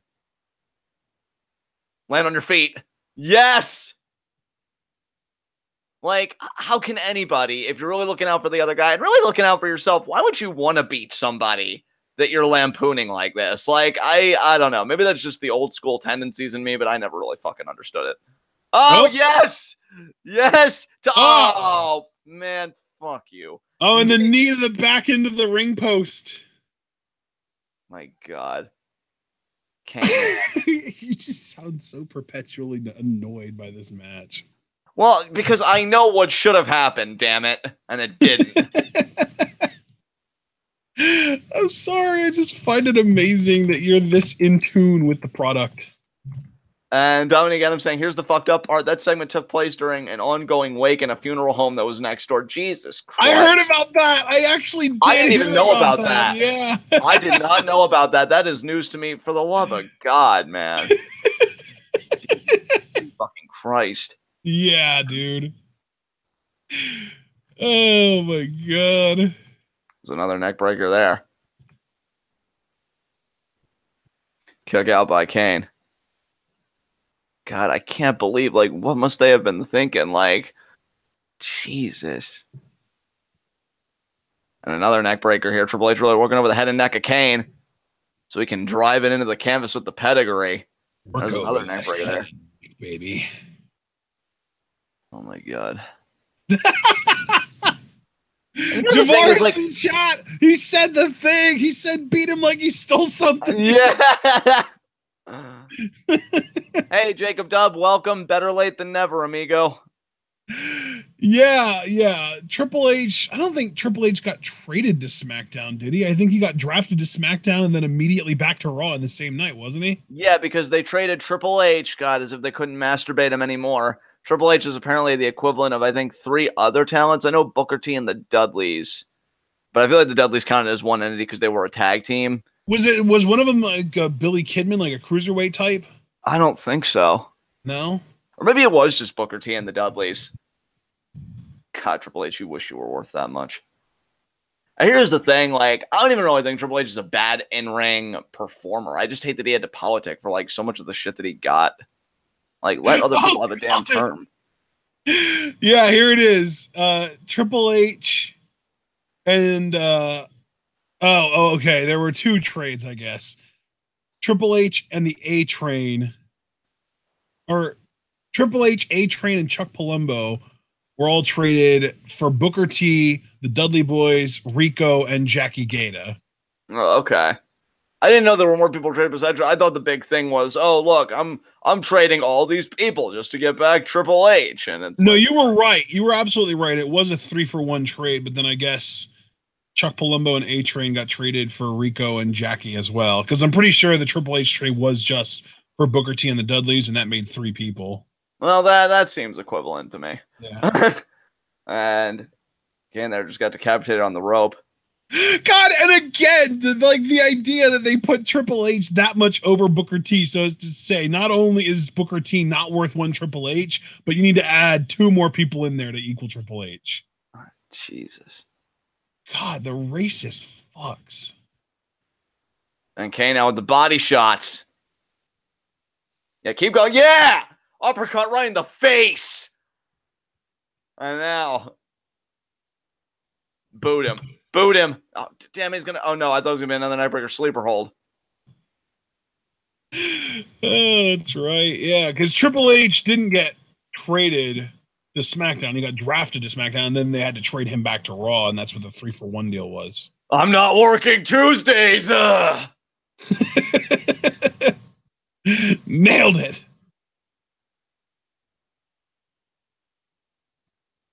I know. Yeah, and then of course, the only time Triple H would drop the title would be to fucking Shawn Michaels. No wonder as a Benoit fan, I was so happy when he won at WrestleMania 20. We're never too fucking sure. And, back suplex there. Nicely done, Kane.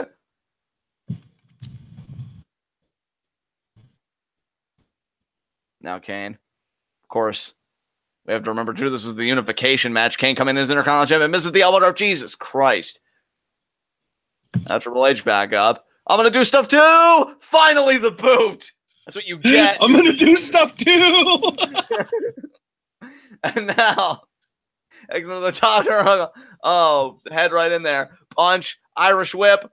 Yes, lariat in the corner. Destroy everything, Kane. Destroy everything without prejudice. Sidewalk slam. Oh, man. Kane back up. All the Canaanites in attendance. Gonna do that top rope lariat. And he got it. Oh, fucking Ric Flair. Damn it. No, I need to get involved. Triple H is the greatest of all time. No. Hot shot over the rope. Oh, my God. God, he's so old and in the way.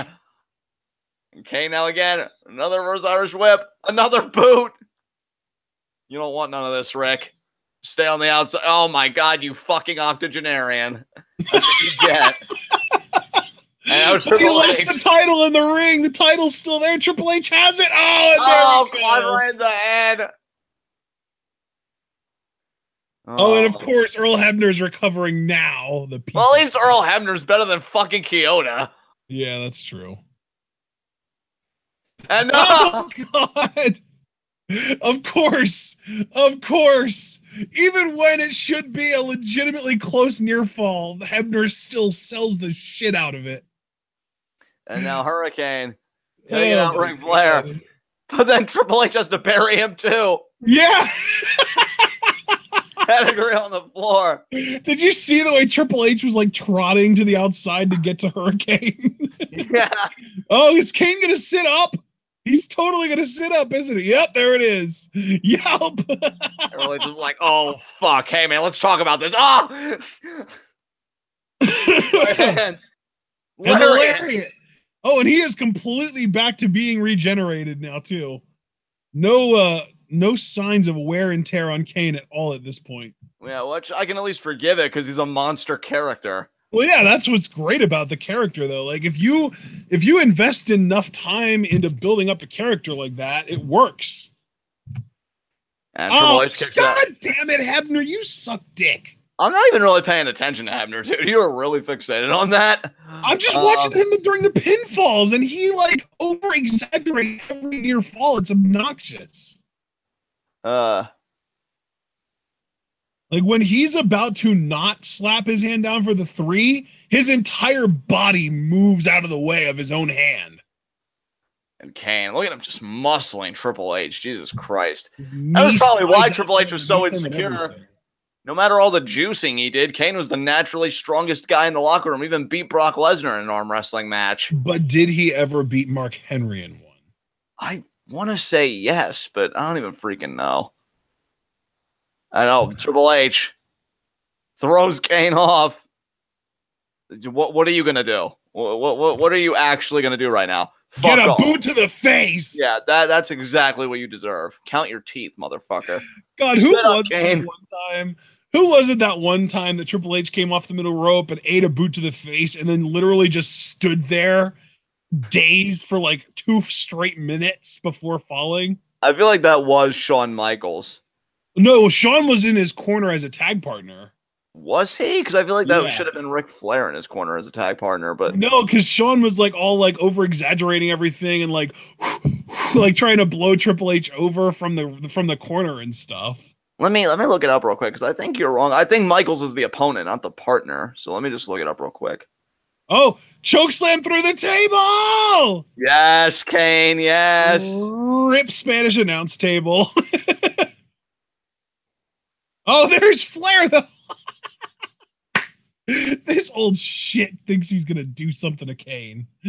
Oh, yeah, no, I was right, dude, because the tag match it wasn't Michaels doing the boot. I was wrong about that, but Michaels was the opponent. It was Michaels and Orton versus Triple H and Flair. It was a tag match that happened after the Royal Rumble 2005. Oh, but Michaels was still in the corner doing like all the crazy overselling and stuff. Yeah. Okay. It was just that I would expect.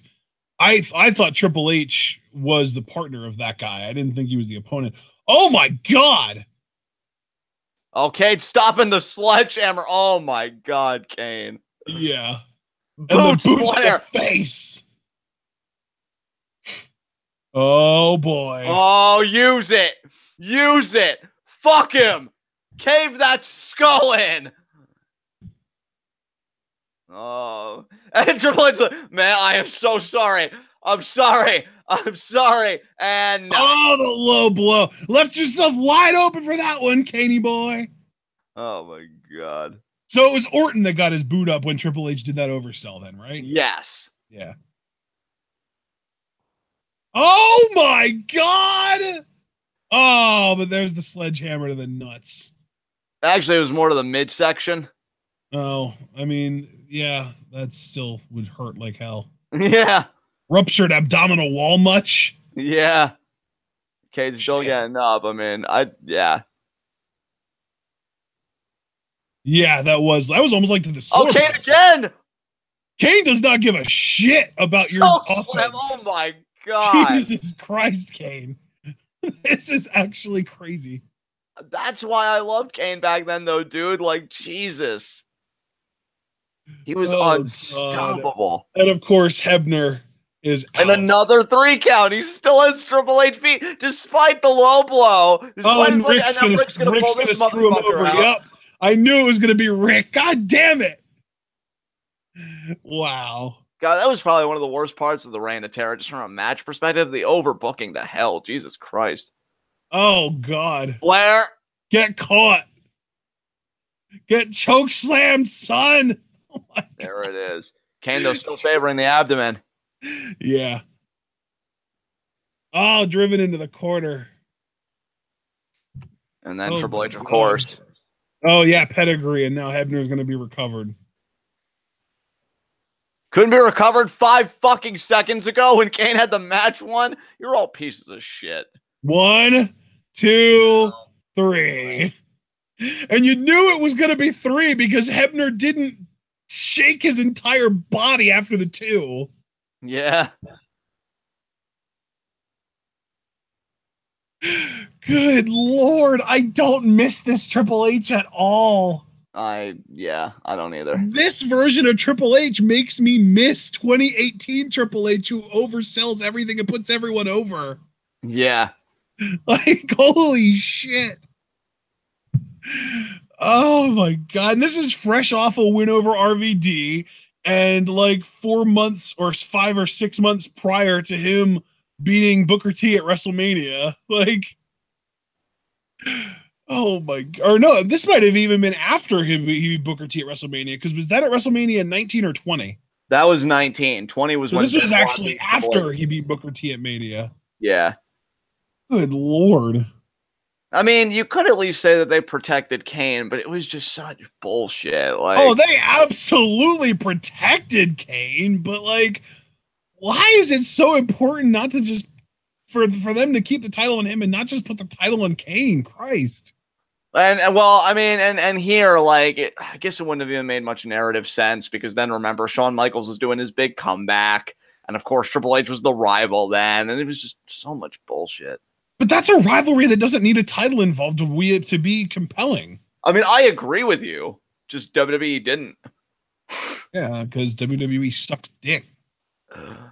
My God. To all the Canaanites in 2002, I am so sorry you were robbed of the title run you deserved, whether or not Kane wanted to be champion again or not. Well, I mean, Kane is a professional, so of course he's going to fucking play ball. Doesn't mean that he can't get on the right. This is from 2002. For some reason, I had it in my head that this show was from 2003, but yeah, this was like 5 or 6 months before the Booker T burial then, because that was in 2003. Yeah. Oh, yeah, speaking of, the Chieftain said Scott Steiner fall victim to Triple H, and you told me recently, Ashton, that the only reason the match was like 95% belly-to-bellies is because Triple H is fucking sandbagging him the whole time. Yep. Like, what the I was genuinely excited for Scott Steiner because I will give WWE credit. I feel like the hype they gave him was great. I was absolutely. Like, oh, man. They brought him in with the Freakzilla gimmick and everything. Yeah, and then it's like, oh, I'm going to make you look like shit. Like, why are you such an insecure little bit? Is it because you can't sire a son? Like, work your shit out. Go to therapy like other people. I'm sorry that other people's sperm is more powerful than yours, apparently. God damn. You want to talk about toxic masculinity? I think Triple H exemplifies that to a fucking T. So what match came after this? Was it the tag titles? After the match that we just saw, we got, it was Chris Benoit and Kurt Angle versus Ray and Edge. Yeah, that's gonna be great. Oh God, who is this woman again? Tracy? Yeah. And apparently the Undertaker cheated on Sarah with her. Yeah, but it was all bullshit, and Stephanie helped expose that. Because Stephanie and Taker were cool at this time. I mean, that's why when Stephanie as a character was cool at this time. Like, yeah, dude, I miss this Stephanie. I miss reasonable, fair-headed babyface Stephanie. It's unbelievable how likable she was. I know. I was rooting for her so bad. When Vince was giving her all that shit and they had their I Quit match a year later at No Mercy, I was rooting for her so much because it was like, man, she cares about the fans. She's, doing whatever. Hell, even looking back, because the one heel thing she did at the time, right? Because WWE glosses over shit that they want to gloss over. The only heel thing she did was a crowd booed her one time because she had to suspend Brock Lesnar. But even when you look back, the suspension seemed warranted because Lesnar was just going postal. And to get back at the crowd, she booked, I want to say, the Fabulous Moolah because she was in her hometown against the Big Show, who was WWE champion at the time. That match never happened. I feel like Lesnar came back in and made the save. But even looking back, it's like, wow, Steph's still a babyface because Fabulous Moolah's a piece of shit. Yeah. So, yeah. Wow. Like, Stephanie never did a heel thing during her entire run when you really look at it. That's unbelievable. God, I want to start a hashtag, bring back babyface Steph, because, like, this is some bullshit. And those SmackDown tag titles, the tournament was cool as hell. God, and of course you had the SmackDown 6 carrying it. I mean, since it seems already like Shane is kind of turning heelish, although that might have been stifled by him taking a leave of absence, maybe we should just have like a GM swap or a commissioner swap. Have Shane go to Raw, Steph go to SmackDown, and have Stephanie be the babyface commissioner. Yeah, Steph, go back to your roots. Be a good person. I want to root for you. This show's put me in a good mood. I remember how happy I used to be with wrestling and so encouraging of everybody. What happened? Like, we don't need ugliness and villainy all the time. And yeah, this fucking rivalry, Cena and Billy Kidman were a tag team. My God, Cena, that gear. This is before you found yourself. Oh, man. Now Angle shoving Benoit. God, those two hating each other. And I love the narrative plot point because Stephanie wanted the best tag division possible. If Benoit and Angle beat each other up during competition, they'd be suspended without pay. Like, everything about it was so good. Oh, man, the writing of this entire generation, man.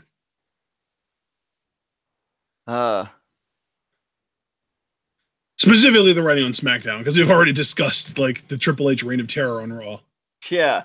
God, no wonder you're kayfabe ex-wife. Like, I'm glad you weren't on the same show as her. Like, Because God knows that probably would have been the only thing really steering it off course.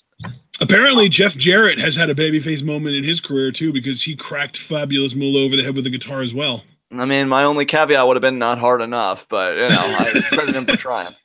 I mean, she lived through it, so obviously. God, this video package. God, I love SmackDown back then. SmackDown 6, baby! SmackDown 6! God, and then Angle and Benoit a few months later would have my favorite match of all time. Is it still to this day?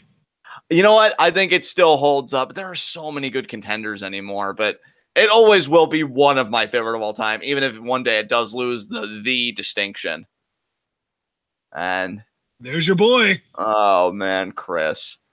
And it's even better because I've been watching so much Zack Sabre Jr. content these days. And I'm like, damn, you really had one fine spiritual successor, Chris, because Zach's a fucking just insane machine. I can't wait to watch him versus Tanahashi tomorrow with you. New Japan Cup Finals. And then hopefully... Oh, yeah, that's right. And then I hope at Sakura Genesis we're going to be live reacting to Okada versus ZSJ. Please make that happen. Because I haven't had a match of the year contender come out of New Japan yet for me personally. That'll probably be the first one if it's as good as I'm expecting it to be. Here comes Kurt Angle. Here we go. So what is your match of the year so far then? That is a good question. Oh, Andrade Gargano from Philadelphia. Yeah. That was too fucking good. Oh my God, Pyro. Ah, the good old days. It's extinct. Yep. You've killed it. It's gone forever. You bastards. Those SmackDown tag titles, just beautiful. Benoit Angle, man. I feel like you're living in a world of ecstasy right now. I am, man. This is like your prime wrestling fan era. Oh, yeah, dude. This is my fucking childhood. Yeah. And Edge and Mysterio. God, when Mysterio was a really prominent undercarder and they didn't try and make him punch above his weight. I mean, no disrespect to Ray, but I mean, come on. You really don't get to see him at his best when he's facing fucking Mark Henry and the Great Khali. Obviously, yeah. I'll tell you when you do get to see him at his best, though, when he's facing Jushin Thunder Liger and Prince Puma. Oh, God. Yeah. Oh, Dominique Adams. Don't worry. There'll be plenty of pyro this year when Roman dethrones Brock at the end of WrestleMania. Oh, absolutely. I'm expecting 30 minutes of it. To drown out the booze. Bingo. You all love Roman, right? I love having a full-time champion that just happens to be Roman Reigns. Yeah, we'll ignore that last part. We're going to quote you saying, yeah, I love.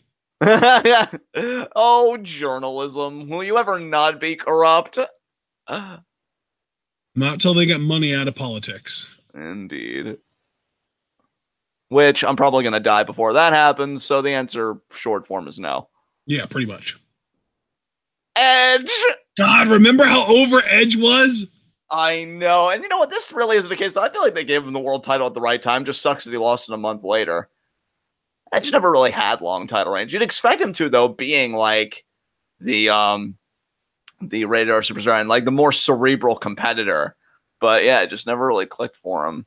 But yeah. Yeah, it sucks that he lost it a month later to fucking Cena. I know, right? God, Cena from like 05 to 2013 or 2014 can eat so many dicks. Yeah. And that's what it's all about. The inaugural SmackDown Tag Titles. And that's what it's all about. Yeah. Referee now getting order restored here. Not even going to comment on my Hokey Pokey rendition. No, that was just weird. Your face is weird. I know. You weren't supposed to agree. God damn it. Yeah, I'm not giving you anything here. Lock up. Nice takeover there by Angle, who won an Olympic gold medal with a broken freaking neck. Yeah, we've been reminded plenty of times. Yeah, well, that was another reminder. You're welcome. And nice takeover there by Angle, right into the front face, like the float over. Yeah, Yeah, because he's small. Treat him like it. Angle laughing about it. Hey, I'm an adult. Stop.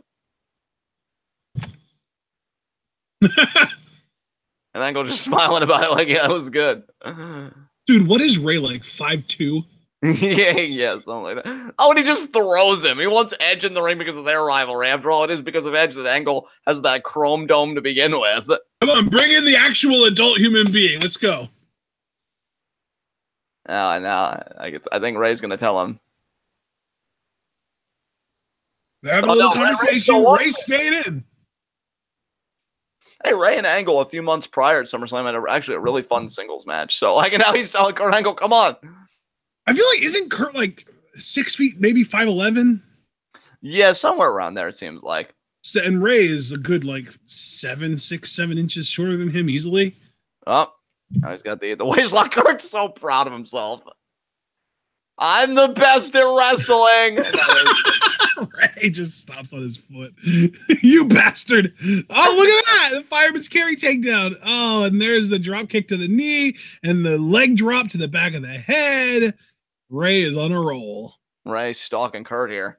Reverse Irish whip. Ray is on a roll. Yeah. Oh, it's going to be head scissors here. And Kurt, drop toe hold.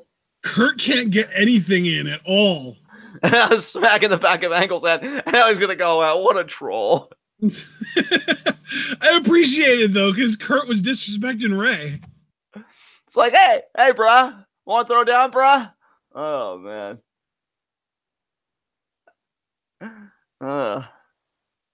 And now Edge comes in. Angle's all fired up, though. Let's get Benoit in here, Kurt. Tag in the team captain. Do you know what's really stupid is that during this era, I feel like I only watched Raw. So, like, I watched the bad part of the product and completely missed out on the greatness. Well, you're here now, partner, and that's all that matters. Hammerlock there by Angle. Oh, right on the side headlock. I just feel like I missed out on so much. I used to feel that way because I could only watch the first hour of Raw before having to go to bed. First hour of Raw and SmackDown as a kid. Dude, yeah, because, like, I was able... I can remember Triple H's Reign of Terror like it happened yesterday. I remember that like it was absolutely like recent. Like I don't have any trouble remembering that at all. But all this SmackDown 6 stuff with Ray and Eddie and Benoit and Chavo and Edge and Kurt, like, I don't remember any of this stuff except for the pay-per-view matches. Oh, takeover, nice arm drag counter the edge, but then the head's just there by Benoit. Oh, right back into the side headlock. Chris Benoit. God, I love it. And now, Edge. Dude, Edge was so good.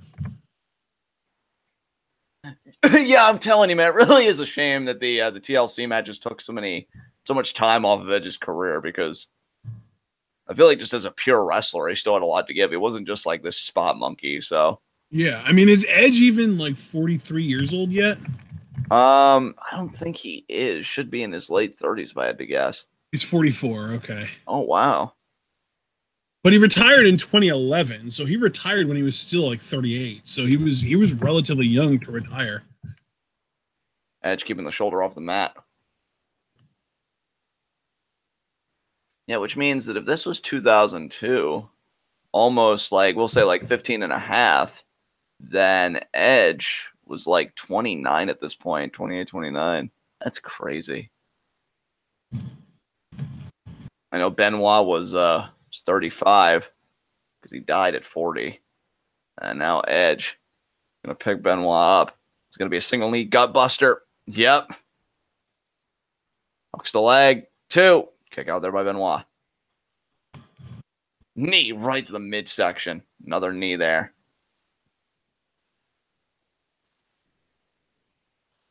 Oh, backbreaker there by Edge to Benoit. Come on, Chris. Light up Edge's chest with your chops. Seeing him on the defensive is just a unique thing for me here. Come on, you got to prove to Kurt that you're the team captain. We all know it, but he still doesn't know it. You got to clue him in. Shoulder thrust there. Chop. Yeah! Now Benoit fires back with another chop there by Benoit. And a third chop there. And a fourth chop. Fifth chop there. And light his chest up. Oh, Edge going to reverse. And flapjack there. Oklahoma roll. Oh, no. Benoit kicks out. And now, Benoit face right in the top turnbuckle there. Shot to the back. As Ray and Angle intently look on, winners of this match will become the first ever SmackDown Tag Team Champions. And now look at the teamwork there between Angle and Benoit. The knee right to the back of Edge. Angle saying, hey, I got the tag rope. You judge me. Now, right hand there. Oh, missed the lariat. Oh, spear by Edge to Angle off the apron. Oh, but Benoit could be a German. Back elbows, though. Damn it. You're still getting behind Benoit. And hot shot, yes. Yeah, hot shot. Lariat. Benoit. Beautifully done by the Wolverine. Elbow drop. And now take a look at this sequence again here. Edge getting the spear first off. I don't know if they're going to cut to the no, they're not. Just that spear. Neck breaker there. We know Edge has had neck issues, just like Benoit. Actually, a lot of people in this match have neck issues. Like 3 out of the 4 neck issues. Oh, now Edge getting set up there. Nice ribkick there. Now, of course, Angle and Edge have so much history. Don't forget Judgment Day of this year, because again, this is back in 2002. The hair versus hair match. Edge also gave birth to the "You Suck" chants. He had a segment with Kurt Angle where he was sharing old photos of ECK. And on the back of the photos, he was making fun of Kurt Angle, saying he has no testicles and this and that, and I suck. And then Kurt Angle was debuting a T-shirt. Edge interrupted that, and he unveiled the "You Suck" T-shirt. I think that's what immortalized the chant. So yeah, Edge, I believe Dominique Adams said earlier, Edge really committed at this time to making Angle's life a living hell. And could he continue that by thwarting Angle's desire to becoming the first ever SmackDown Tag Team Champion? And nice kitchen sink there by the Olympian.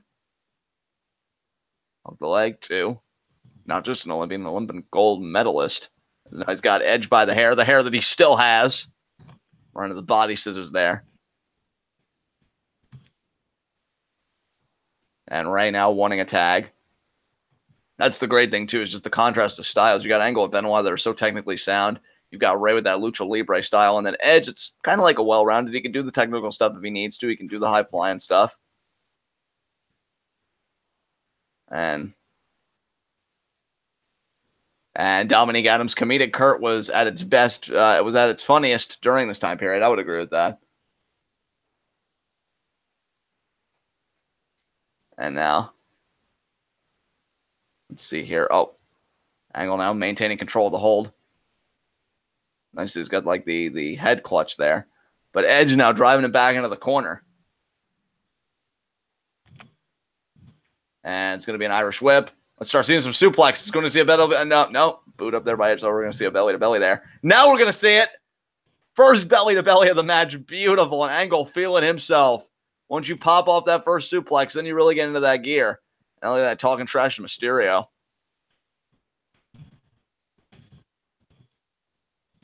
And Benoit just looking at Angle's belly-to-belly and thinking, God, I miss when we could suplex each other, beat the hell out of each other. We're on this team. It's got to still be weird for both guys.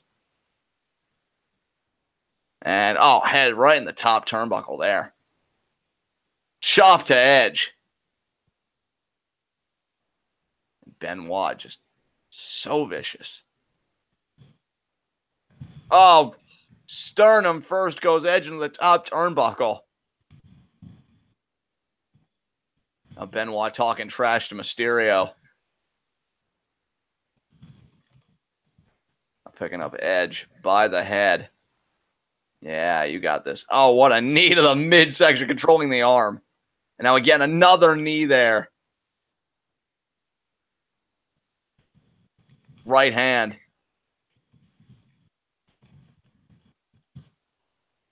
I'm picking Edge up. Right into the top turnbuckle goes the sternum of Edge. And the German. There you go. Try second one, baby. Here we go. There's number 2. Oh, he's got my it clasped. God. The height on this shit. Get that third one, Chris. Get that third one. Yes. And now attacking, yes! And now... Oh, jeez. Dude, I heard someone earlier say Daniel Bryan versus Hideo Itami, and I got goosebumps. Hell yeah. That match actually happened in Ring of Honor, I feel like. I know, but it's like a decade later now. Imagine how much more interesting it would be now. Absolutely. And now Edge. Colby blows to the back there. And now Benoit. No. Thought Benoit was going to get that headbutt shades of the Dynamite Kid, but Edge cuts him off with the pass. Edge superplex. And now Mysterio on one side, Angle on the other.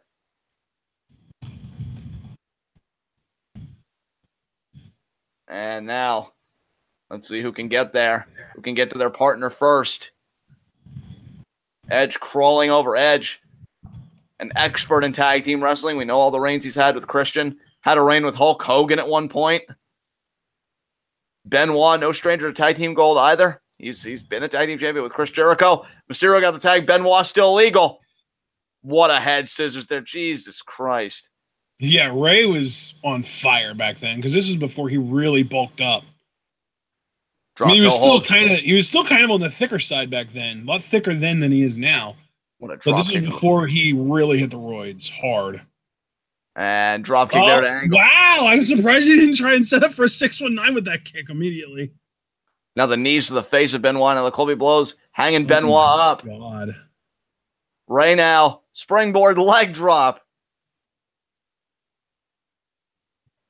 1, 2, and Ray has the pin broken up by Kurt Angle. Edge and Angle now back at it. Lariat by Edge to Angle over the rope. Both go tumbling out.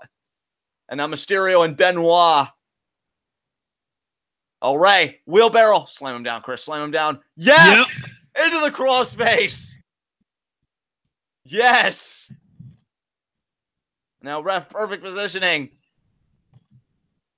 Oh, man, Ray. He's dead center in the ring. You got no choice, Ray. Oh, shit. Edge breaks it up. You were all talking trash to Ray already. Edge and Angle back at it. Angle pulling Edge out. Oh, now Benoit and Ray again. Drop kick. Oh, have it scouted, Chris. Use that technical wrestling acumen. Have a counter to the 619. He did. He caught it. Oh, shit. Edge, though.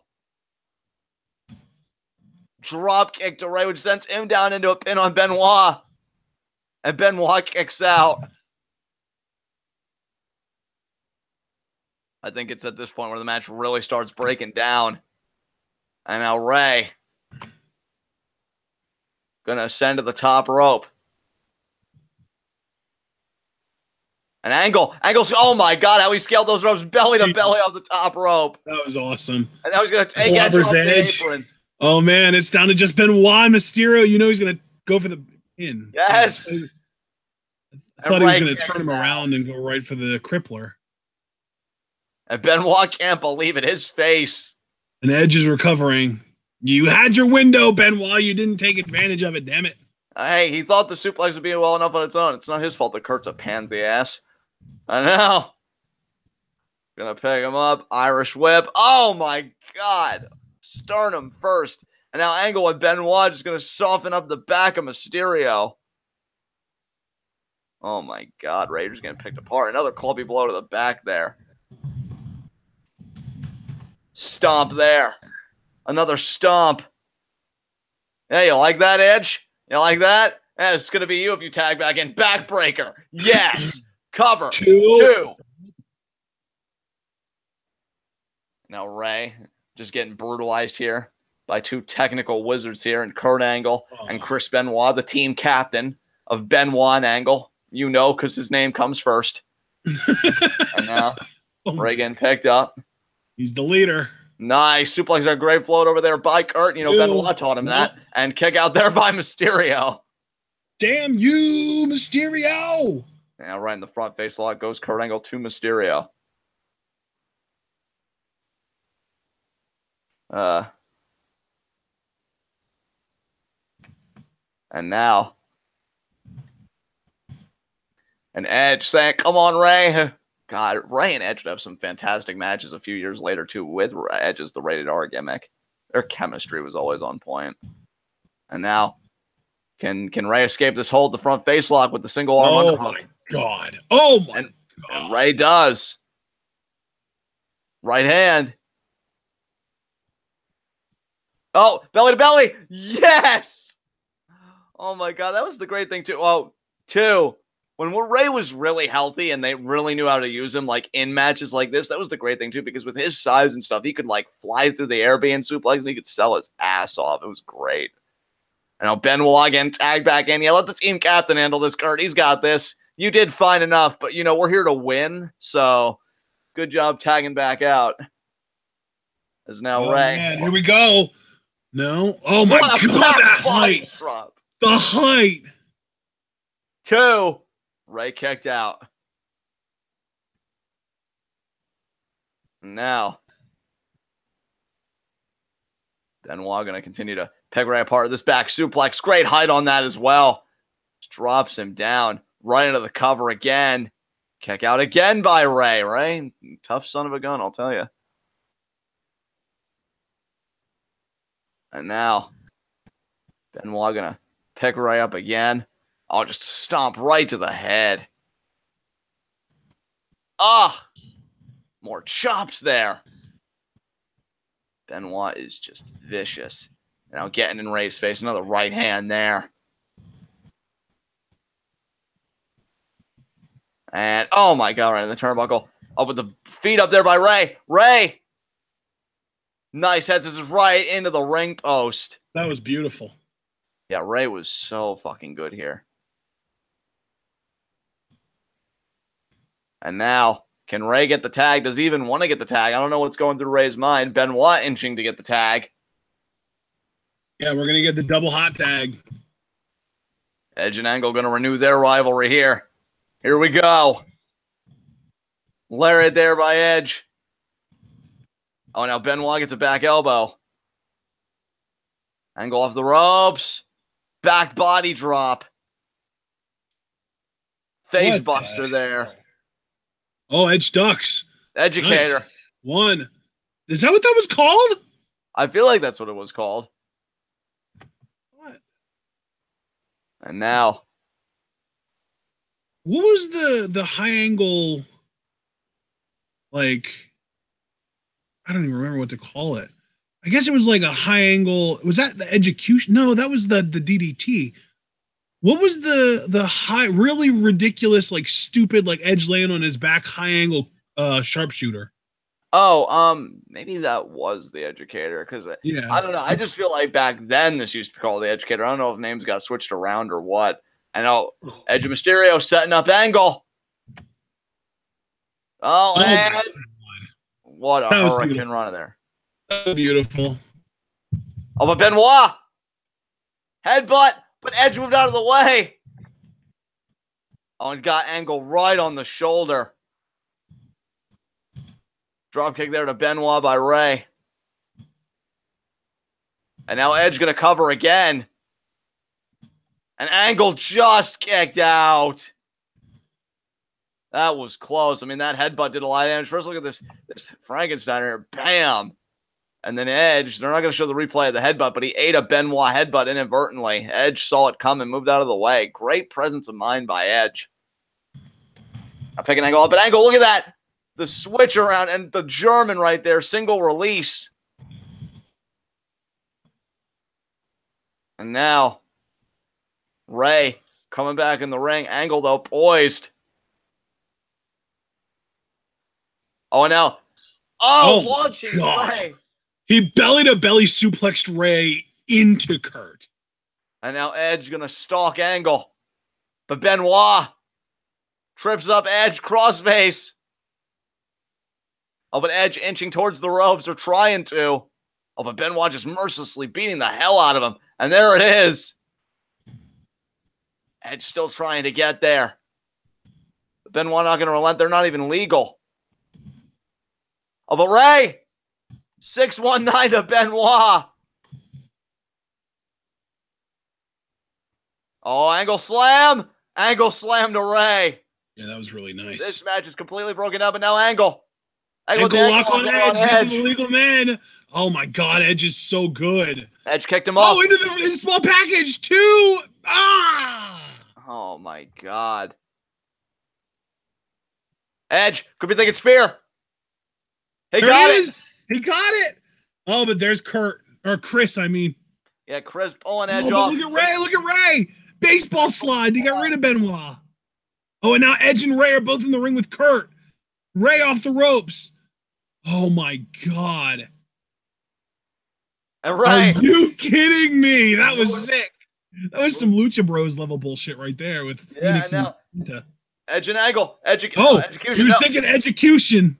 Back to the ankle lock. That's it. Kurt's going to win here, isn't he? Wait. I mean, Edge is close. He's going to pull him away, and then he's going to grapevine it. Oh, no, my God, Edge. Oh, here it is. He's going to do the... Oh, he's doing an ankle lock of his own.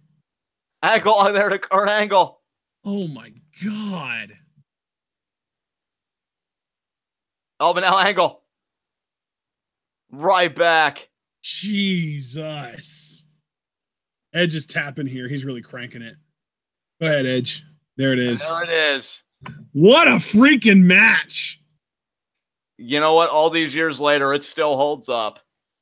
Woo, and your inaugural SmackDown Tag Team Champions, Kurt Angle, and his mentor, Chris Benoit. Damn. But in all seriousness, great fucking match. God, I remember the following SmackDown, Stephanie awarded them a trophy, and Kurt thought he should have the trophy because he got the winning submission in this match. But, you know, Benoit had his own claim to it in his own mind, and they ended up breaking the trophy. That was an exceptional match. That was like 2018 match of the year. You know what I like? Yeah. If that match would have happened this year, it would be the match of the year, for Christ's sake. It was that damn good. Yeah, the four of the best. So fucking good. Damn. That was awesome. God.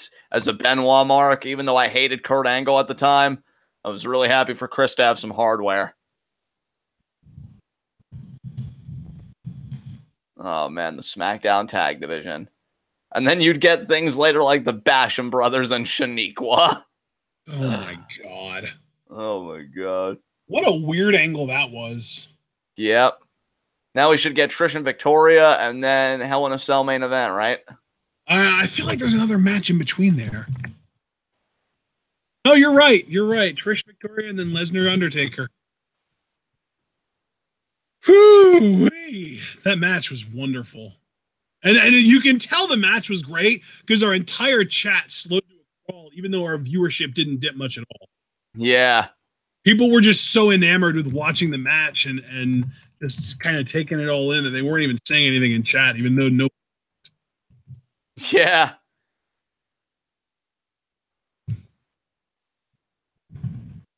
And now Trish and Victoria for the Women's Championship. Which is crazy because, again, Survivor Series was like a month later, and we already saw their hardcore match where Victoria won the title.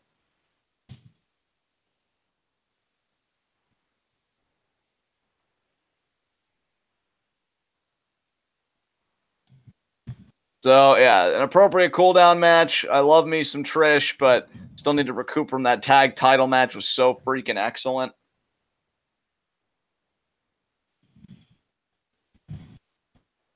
Definitely my match of the night so far.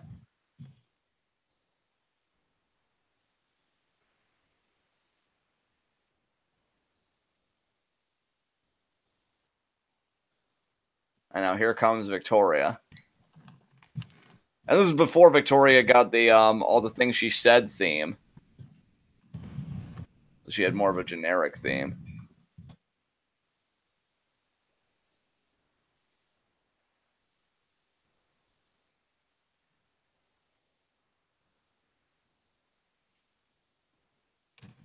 And now the referee. Checking both the women here. We know that they had their rivalry. Oh, man. Here we go. Lock up here. Yep.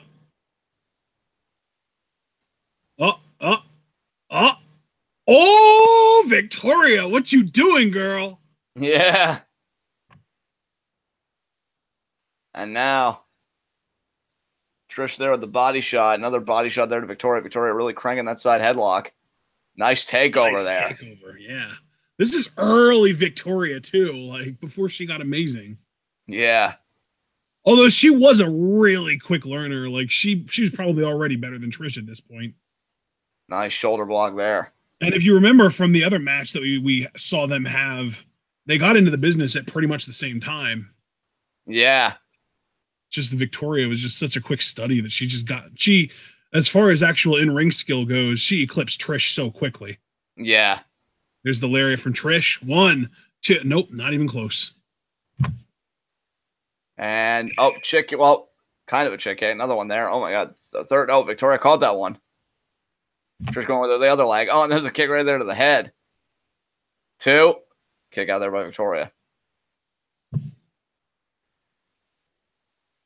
And now Victoria kind of creating her distance. Yeah. Oh, but now Trish what the hell? Is Trish trying to sneak up on her? Shit, man. I thought so. All right, another lariat there. And you see Trish throws a lot of lariats that never really struck me before. There you go, Victoria. That's what I'm talking about. Yeah. First goes Trish. Yeah, there we go. And now we're talking. And now, fireman's carry here. Oh my God. Jeez.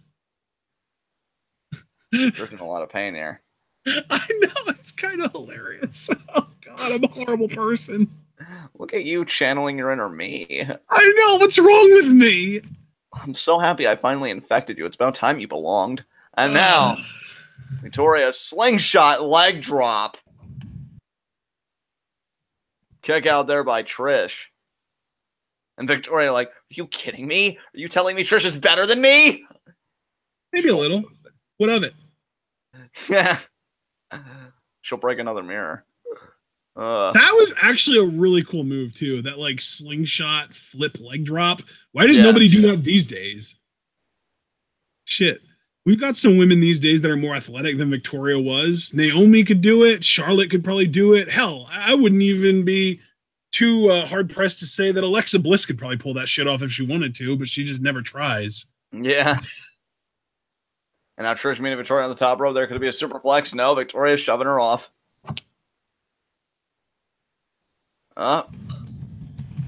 Heads is there by Trish. Trish now going over the cover. 2. Kick out there by Victoria. And, knee right there. Oh, could it be the Widow's Peak? Or no. Oh, Canadian backbreaker here by Victoria. Oh, my God. It's quite appropriate given that Trish is Canadian. Oh, but Trish! Oh, no. Kick out there, Victoria. Great presence of mind. Oh, man. Just open hand slapping her face. And now, another slap. Man, oh, man. And now Victoria. Scoop. Scoop slam. A scoop and a slam. Beautifully done. And now, got Trish by the wrist. Gonna try maybe a torture rack. No. I think it's gonna be one of those spinning sidewalk slams. Yep. Nice call, man. Nice call. Nicely done there by Victoria.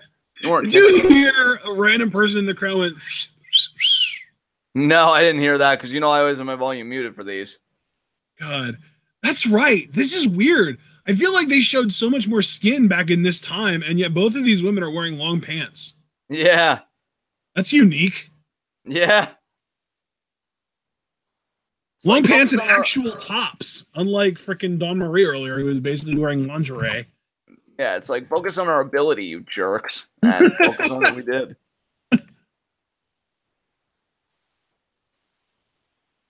And now, forearms there by Trish. Victoria off the ropes, reverses the Irish whip. Trish ducks the lariat. Chick kick. That's going to do it, I think. I don't know. 2. No, she kicked out. It didn't do it. Nice neck breaker there. We know taking a page out of Torrie Wilson's playbook. Yeah, really. Oh, another one. There. 2 in a row, man. Now Victoria keeps getting up after these finishers. Oh, going for Stratisfaction? Is she gonna get it? No, she's not. No. Victoria. Oh, there's the roll up though. Roll. 2. That's it. Kind of a weak finish, but okay. Of course, the roll up of Doom didn't get the Divas; it got the women's champion. And Trish retains the championship. Is Victoria gonna attack her though? She seems like it. She doesn't seem happy. Can you blame her? Oh Jesus! Face. Jesus, the referee tackled her. Let me maim her face. I mean, there was a point that Trish wore a face mask, but that was her heel turn. That was her heel turn. God, what a weird story. Let's, we have a really great opportunity to make Trish Stratus more sympathetic. Let's turn her heel. Yeah.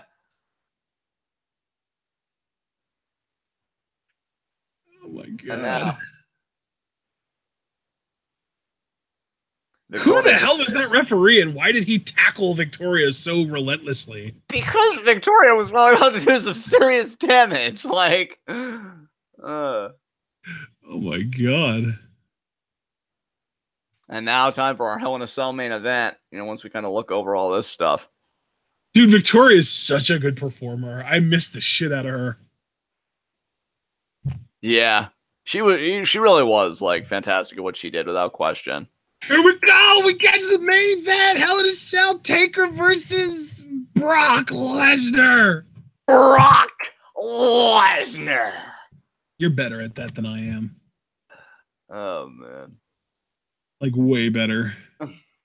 It's all right, man. I mean, this is actually at a time when people should have been hyped about Lesnar. And, of course, Taker's history with Hell in a Cell.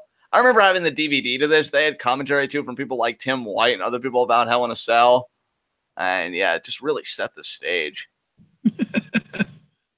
This match was really good from what I remember. Maybe it won't hold up. Who knows? Oh, it's the Big Quiche at Times Square in New York, backing that ass up. Yeah, you went there. That was amazing. Oh, my God. That was too good. And yeah, Mark Schoeneman pointing out their first cell match of 2. It's not often you see people like have 2 Hell in a Cell matches together. In fact, that might have even been a first. Yeah. Oh, man.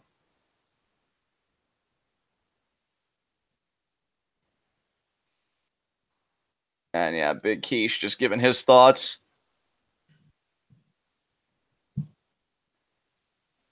PW Gregory in chat, this cell match bloody as duck. Yep. Ducks can be pretty bloody when you prep them accordingly. So, oh yeah, Cena and Orton did have 2, Mark Schoeneman. You're right. Of course Cena and Orton had 2. Yeah, because they had the one in 2013, I want to say. Yeah, no, it was 2009 was their first cell match, and their second one, I want to say, was what, 2015 or 16? Wait, for real? Yeah. Because their 2009, remember, that was the series where they had the I Quit match, Hell in a Cell, and then their Iron Man Pulse Anywhere match. I remember that, but I feel like their match for the unified title wasn't that recent, but it probably was. Iconic Player 1, I just want to address that. You know that the only ass I care for is James's ass, who unfortunately is not here. That's right. I forgot about that because that was the same show that we got freaking Rollins versus Ambrose, and they did the shitty stretcher spot that made the whole thing feel clunky as hell. Yep. God, that show. Really, Cena versus Orton was the highlight of that show, which is really unfortunate because it was about the 30 millionth time we'd seen that match.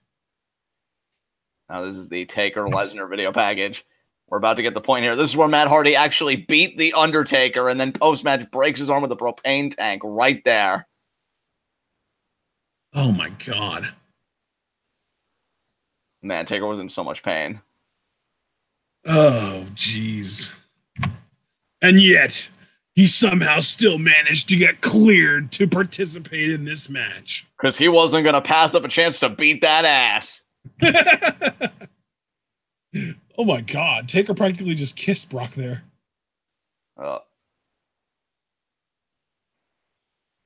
And Paul's just like, oh, Don, why was babyface Steph so good?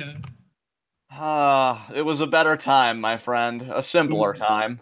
It was the best of times. It was the Steph of times. And yeah, Taker, the hell in a cell. Wow, you're just no selling it. God damn it. I'll tell you what kind of a man Taker is, Paul. Oh, this is where Tracy comes in. Jesus Christ. And I love Paul's smile like, yep, I'm that much of a sleaze bag. Yeah.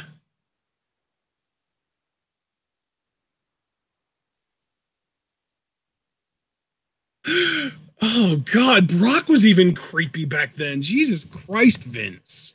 Yeah.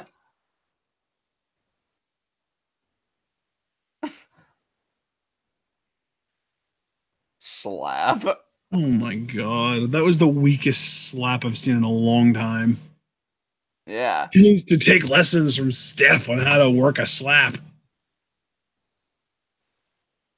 We got a £4.99 super chat from the Chiefin.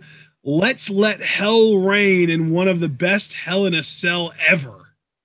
Yeah, this was really good again from what I remember. And I loved it at all.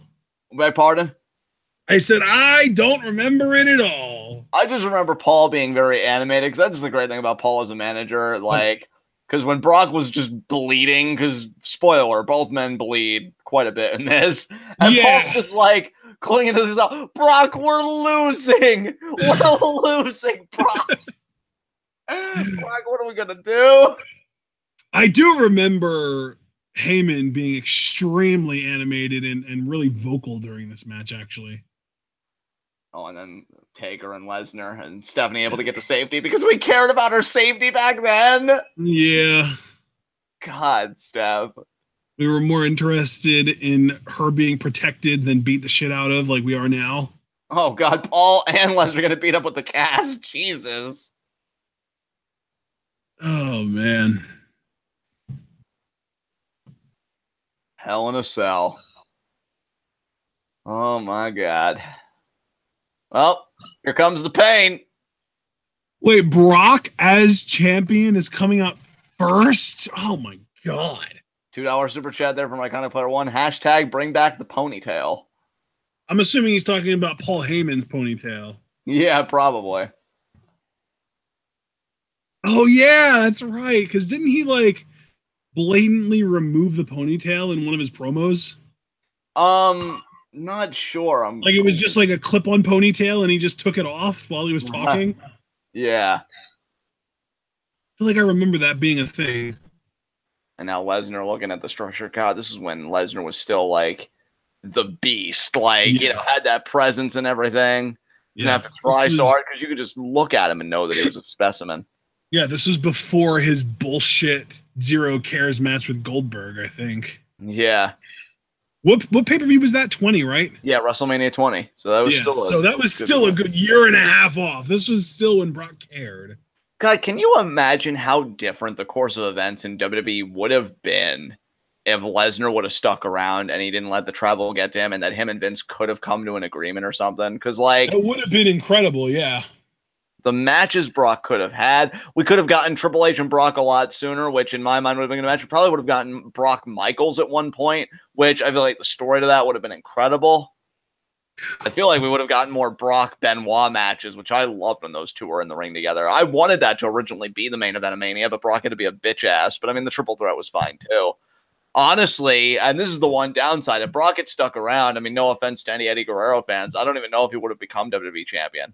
Because I feel like if Brock would have stuck around, he would have been the guy. Like, would have really had a stranglehold on that title. But even if Eddie did win, then we would have gotten the rematch. Like, yeah, Brock leaving fucked so much up. And I think really took a lot away from those of us that were just either fans of him or fans of the idea of him and what he brought to the product. Well, and not only that, but also it ruined Vince McMahon, because after that he was so against the idea of really building one guy as the guy ever again. And to this day, he still really hasn't tried to do that. I mean, Roman, I guess, but still, like, you could definitely make an argument that that Vince has gone out of his way to prevent Roman from actually becoming the guy because of how awful the booking has been for the most part. Yeah, for sure.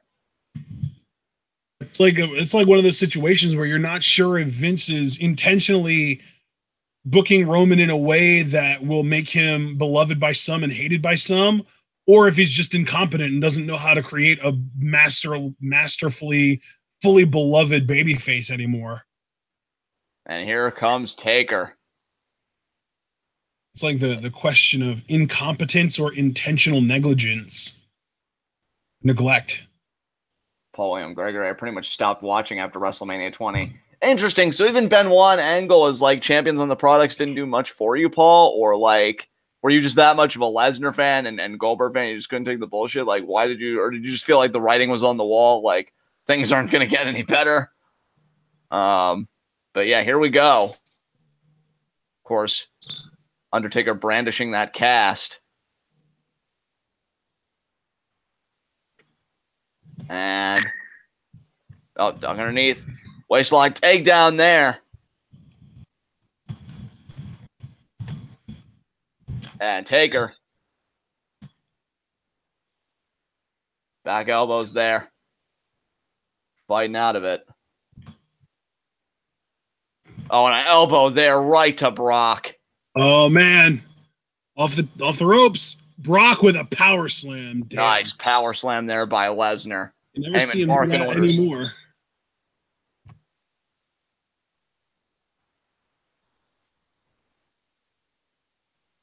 Shoulder thrust there. Paul said pretty much all of what you said was the straw. So damn, it was a lot going on for you.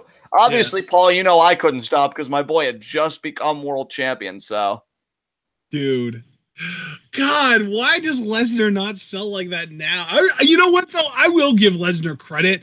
The way that he protected Roman in that segment where Roman was handcuffed was freaking brilliant because he was throwing Germans so differently than what he normally does. Because normally when Brock Lesnar German suplexes someone, he doesn't really care how they land. He drops them, and if they happen to land on the top of their back, fine. If they land on their neck, whatever, it doesn't really matter. He just lets them take whatever bump they want. But with the Roman segment on Monday, he was positioning himself and Roman so perfectly so that Roman would land flat on his back every time. It was freaking brilliant. Yeah, because Roman's priceless cargo. You know, he actually matters. I mean, well, if that's something Vince told him to do, he did a damn fine job of ensuring that was protected. Yeah. I can just picture that phone call. Now listen, Brock, normally I just let you do whatever the hell you want, but I actually care about Roman, so try and be a bit tender, okay? Well, I think it was more along the lines of he's going to be handcuffed, so he's not going to be able to protect himself, so you got to be extra careful. Right. And even then, Roman's wrists got messed up. Oh, and now Lesnar kicking the cast, now kicking the Undertaker. God, imagine kicking a cast of somebody, like the thought process that goes into that. Oh, and now, oh my God. Oh my God. Clubbing it there. And Undertaker. Brock is savage. I love it. God, he was so good here.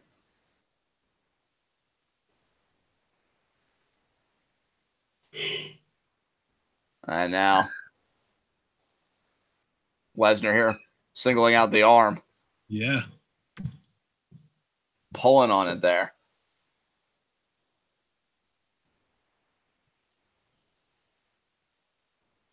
And Lesnar going to really single that out. Oh, man. Lesnar really into it. I think it just barred at the crowd, too. Taker now back up. Oh. Taker doing like a lap around the ring. Oh my God, that sell by Lesnar was hilarious. He jumped. Right hand there. Oh, but there's the kitchen sink. Oh man. Oh, now Lesnar off the dude. God damn. Why was I not more like aware of what was going on back in the early 2000s? Lesnar is freaking incredible. Yeah, dude. Again, that's why it was such a huge blow when he left. Like, I feel like so many great things we missed out on.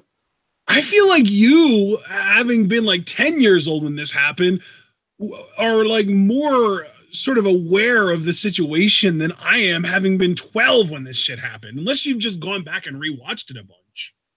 Lesnar's busted open already. Jesus Christ. Well, remember, that was a cash spot there. Yeah, Taker again hitting him with it. I know. It's just still like it takes me out of it when they bleed for some reason. Oh, that's interesting. But yeah, this is where Heyman really starts having a meltdown. Brock, we're losing, Brock. Brock, how am I gonna make money? Look at all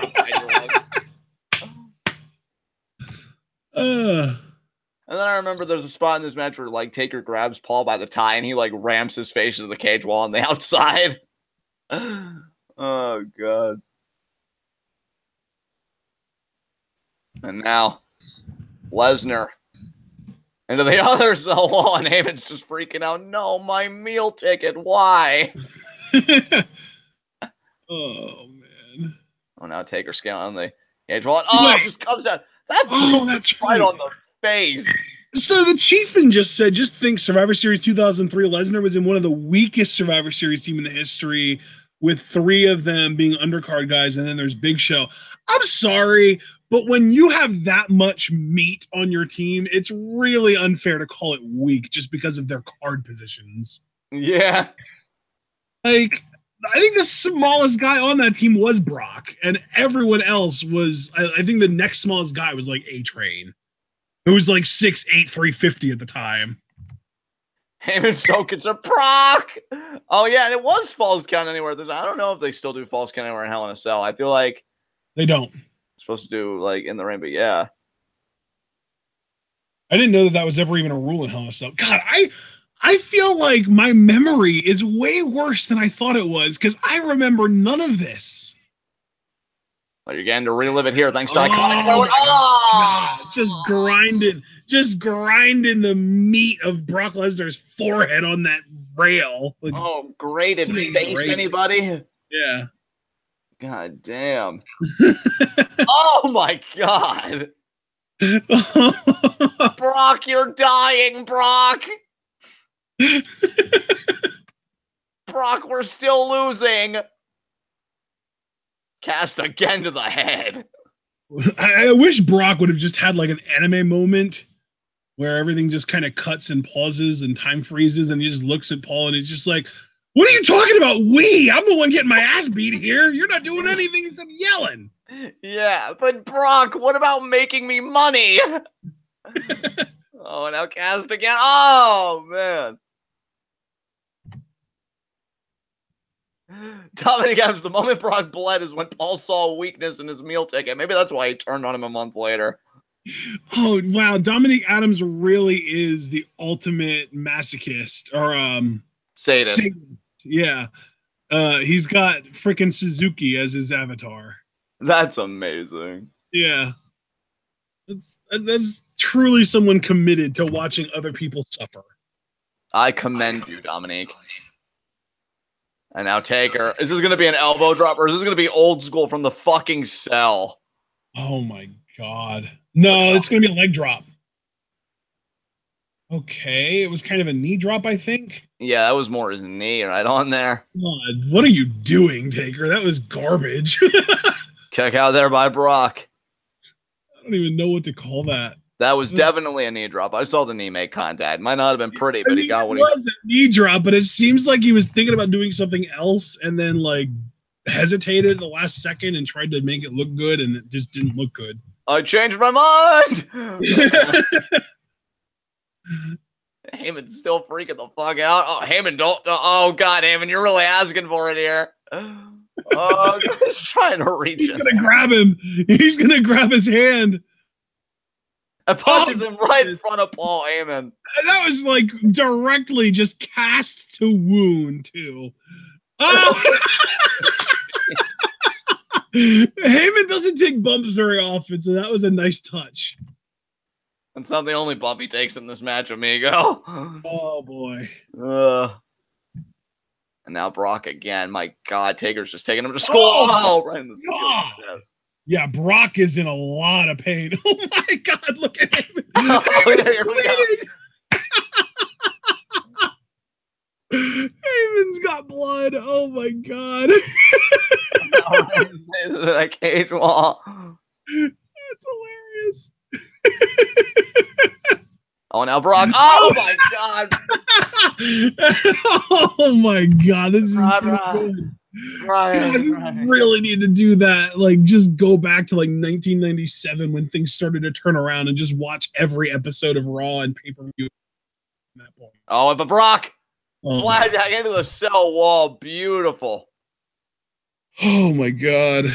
Oh, now Lesnar, look at the freakish power.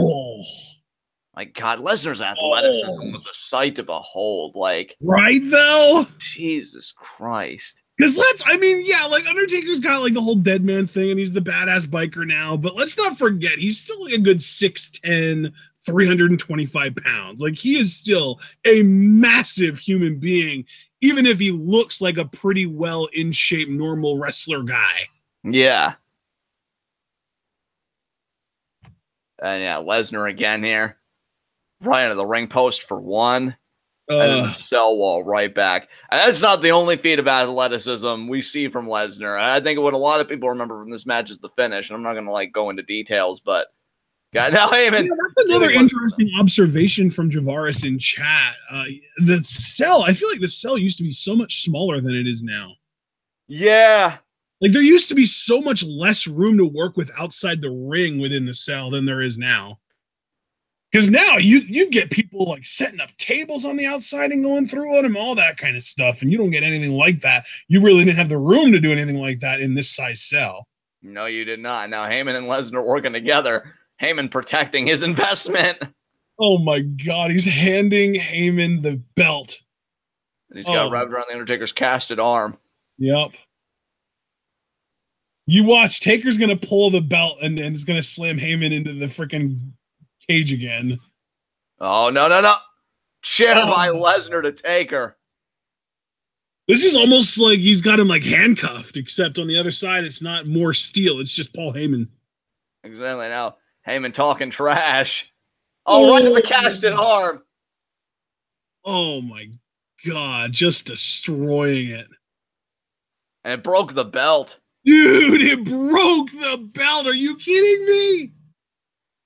Yeah, Taker's arm. Crazy. Taker's arm's got to be utterly decimated. Now Lesnar going to possibly rip off the rest of the cast here. Oh, yeah. He's definitely going to try to. That can't be an easy task, though. Good Lord. I mean, but Brock Lesnar is animalistic. Yeah. Oh, my God. And now, he's using his teeth. Oh, my God, Brock. And now Taker just pummeling Lesnar. Oh, my God. Oh, man. Now we're going to get a replay here from the chair shots. Yeah, that last shot must have just connected perfectly in a way where the belt was right in between the wire of the cage and like the hard part of the chair, because it just like exploded the belt. Now Lesnar still trying to rip that cast off. That's gotta hurt so bad, though. He's getting it, though. He is getting it. Good Lord, Lesnar. You monster. Yeah, Lesnar just wants that hand entirely exposed because that takes away Taker's biggest weapon in the cell. Yeah. And kick there by Taker. It's what he used to bust Lesnar open and everything, yeah. Oh, my God. I can't believe Paul actually bladed. And Heyman just looking menacing, telling Brock, stay on him. Stay on, rip the cast off. Rip it off. And now spreading the fingers apart. Oh, my God. Colby blow to the back there. He is working his ass off to try and get that thing off, too. He knows what a threat it poses to his WWE Championship that he won back in August at SummerSlam.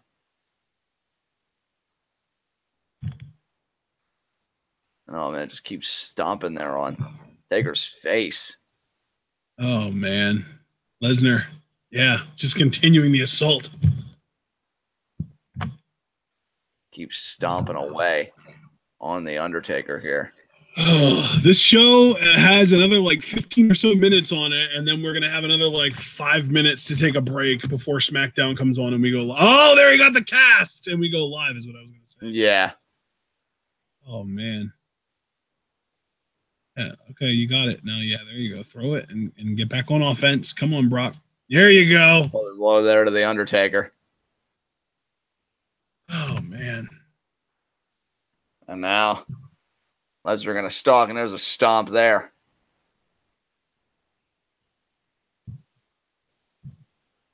Another stomp there. Now on the exposed arm, Taker has no protection, no way to defend himself. Oh my God. Now just really cranking on that arm is Lesnar. You know, I feel like even though it's Hell in a Cell and there are no rules and stuff, I still feel like in current day, a referee would be admonishing Brock for what he's doing. Yeah. And now Brock just that take on the freaking top rope. Are you kidding me? God, Brock was a freaking animal. Just the ease that he did that with. I know, right? It made it. Oh, Jesus. What the hell are you going to do, Brock? You can't suplex him. You'll hit the roof. He's using the cell for leverage to kick Taker on the top rope. And now just kicks Taker right in the head. And another kick there. Dude, Lesnar is such a freak athlete. It's unbelievable. Is he? Wait, what is he thinking? Is he gonna like pile drive him, or he might be? Is he gonna Hurricane Rana? Are we gonna get a Frankensteiner? Are we gonna, oh, that's what you're gonna get. Oh, we were gonna get a Franken Lesnar, but we got a low blow instead. Look at all the holes in the cage. Yeah. And I don't mean the ones that are supposed to be there. I mean, like, please, Brock, I'm bleeding. Please, just win. Oh, and now Taker.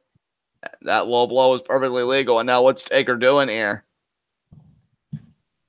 God, I give both these guys credit for being more innovative with the cell rather than just doing barbaric things inside of it, like steel chairs and shit. Like actually using the structure like this. Yeah. And now Undertaker. Elbow drop. Doing his best Xavier Woods, an elbow drop from the rope. And now 2 kick out by Brock. Jesus. Brock was a freaking animal. Yeah.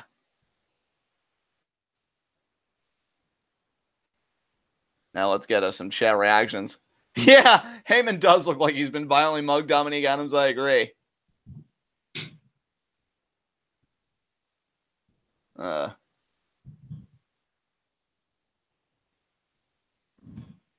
Lesnar trying to get some reprieve again. Heyman just begging Brock. Do something. Win. Oh, hot shot over the rope there.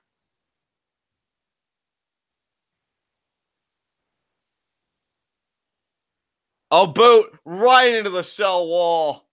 Oh, man. Brock is a bumping machine. Yeah, man. Heyman again here, just begging Brock, do something, please. I'm sorry, I just can't get over the way Heyman looks with a friggin' crimson mask. It's so ridiculous. It is, man. Oh, Taker, no way. Suicide dive. God, an Undertaker too. Like, he was a freaky athlete for his size. And Heyman just being like, God damn it, Brock. How much more blood am I gonna lose? Not enough. We see again, suicide dive by Taker. I mean, that's why that dive he does, like, he doesn't do it so much anymore. Like, but he used to save it for like manias. Like, dude's a freak too. Oh, clubby blow there by Lesnar. Sends Taker right into the cell wall. Lariat there.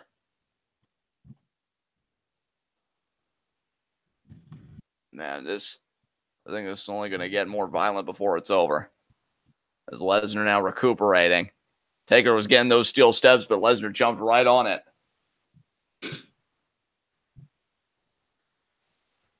And now, Brock here. He's recuperated somewhat. And now Brock's got the steel steps. Oh, God. Oh. What a shot there.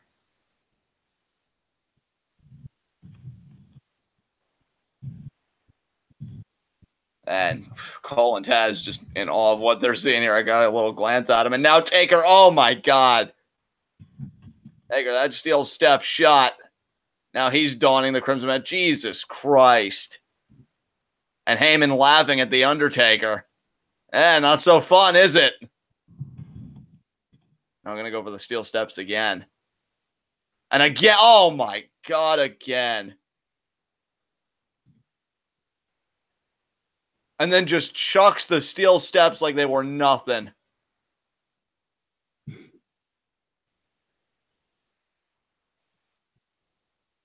And now just grinding Taker's face into the cell wall. Now Taker heaving breaths. Damn, Taker's bloody. Holy shit. Yeah, dude, I was freaking out on the initial hit because, yeah, he's lost a lot of blood. He is gushing. Shit. And now, oh my God, again. Good Lord.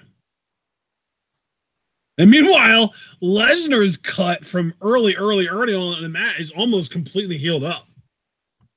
And Lesnar's so proud of himself. We did it. Double high five. Yeah. Make me that money, Brock. See, I feel like Dominic Adams might not be aware of the Eddie JBL match because you just said the amount of blood spilled alone in this match is enough to donate to the Red Cross. But, like, watch Eddie JBL before you say that. Yeah, Eddie bladed way too deep. Lesnar! Spinebuster there by the freak athlete. Not even a double A spinebuster either, just a straight up. 2. Oh, that was way too close for a goddamn spinebuster. Shit. Taker might just not even be all there. Taker. Oh my God, that Crimson Mask. Jesus Christ. Yeah, Taker might be fading like legit, like for a shoot. Like he might not be fully conscious. Now, Taker, that was still saying, come on, Brock. Oh man, there's a punch. Oh, that stomp there. Yeah. This is why I love when characters like Taker or Babyface, they're so much more badass. Like, you lose all that blood and your first thought still is put your hands above your face and fucking fight it out. Yeah, that's a good point. Dude, because when he was... Taker is so covered in blood that Lesnar has bloody freaking hands and fists. Like, yeah. Good God. Look at Taker go, though. God, I miss this Taker. Oh, there's a lariat there. Dude, Taker's getting blood in his eyes and everything. Like, holy shit. You can literally see the blood pouring out of his head when he bends over. Jesus Christ. And he just stomped on the hand of Lesnar. There's blood on the camera. There's a speck of Taker's blood on the camera. That's how much blood has been lost here, people. Oh. But Taker's not quitting. Downright grim. That's what it means to The Undertaker to be WWE champion.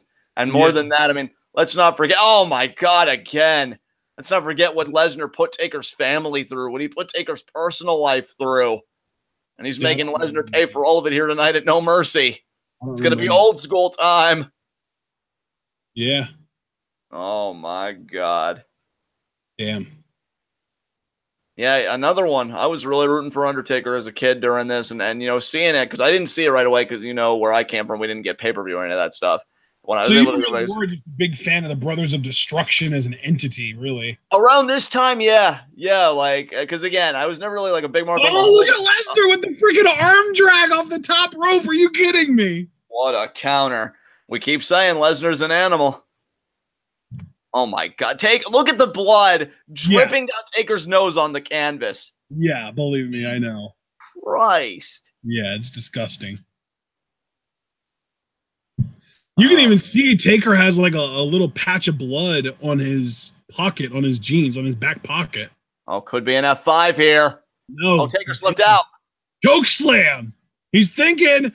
And oh my God, Lesnar takes the best choke slam bumps, I swear.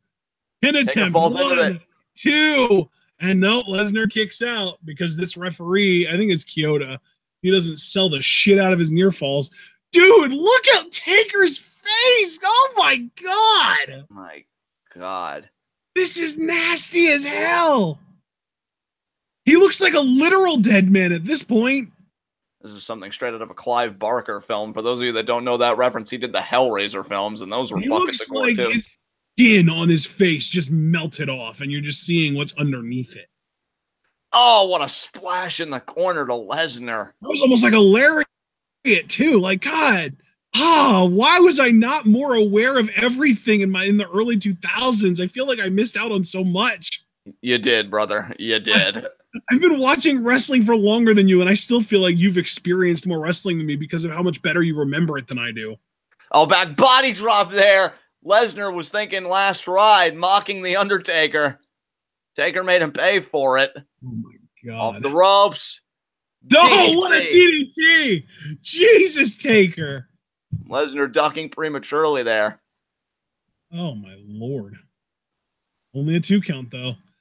That's the thing. Lesnar is so stunning, and he has such quick twitch muscles that, like, he doesn't need to do a full-blown kick out. He just has that quick twitch, and he gets his shoulder up, and that's all he needs. God, the blood on the face of the Undertaker is unbelievable. He's literally painting the canvas. Like, yeah, like he really legitimately is. He's painting Brock Lesnar's body too, because they're just interacting so much that the blood inevitably gets on him a lot. Oh, now Lesnar saw the last ride coming, and that counter, that quickness, that explosiveness. Taker, without a doubt, needed stitches after this match. No, Brock, you know how this spot ends. You should know better. Last ride time. The 10 punches, but I mean, these punches are so much more effective, though, because it's the open wound to the Undertaker. But Taker. And Lesnar, I think, even said shit. Last ride. There it is. Oh, but Lesnar is really close to the ropes. I don't know. He can't even cover right away. He's lost so much blood, he can't even cover right away. Oh my God, the blood's spilling. The blood's spilling on the arm of the champion. He got his hand. But if it's falls count anywhere, that shouldn't matter. It's still, hey. Falls count anywhere means there are no rope breaks. That's bullshit. Well, you got one here. If it's falls count anywhere, you should literally be able to pin somebody, both of you being under the ropes, and it doesn't matter. And Lesnar. Oh, man. I mean, Taker made that pin attempt. The blood from his face was spilling on the face, the arm, everything of Brock Lesnar. Oh. Taker got screwed, man. Taker signaling for the tombstone. Oh, my God. Now he's going to pull Lesnar from out of the corner. You know, before this match happened, I was thinking about getting something to eat in between this and SmackDown, but now I don't have much of an appetite. Oh yes, Lesnar. Good Lord. F5. That's going to be it. Rolls him over and immediately 2, 3. Lesnar wins. End this shit. That counter, most people remember the finish because not only does he counter the tombstone, he throws Taker up and catches him in the F5 position and delivers the F5. And yeah, again, Taker is like 6'10", 325. He's huge. That just shows you again what a freak athlete Lesnar was at this time. Yeah. Somebody please get Taker medical attention. This man needs stitches and a shower. Yes. Frankly, they both need showers, but Taker clearly needs stitches. And frankly, Paul Heyman probably even needs stitches, honestly. Yeah. But Taker definitely does. Get everybody in this match a Z-Pack, for fuck's sake. They're going to just shit themselves for days. Yes. Oh, my God. Oh, man.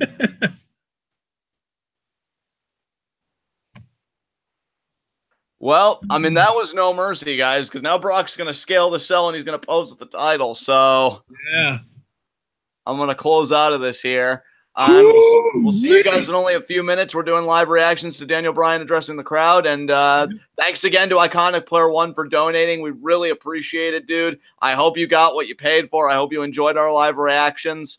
And just thanks everybody that came around. And we hope that you guys can switch over to our live reaction to the opening segment of SmackDown Live.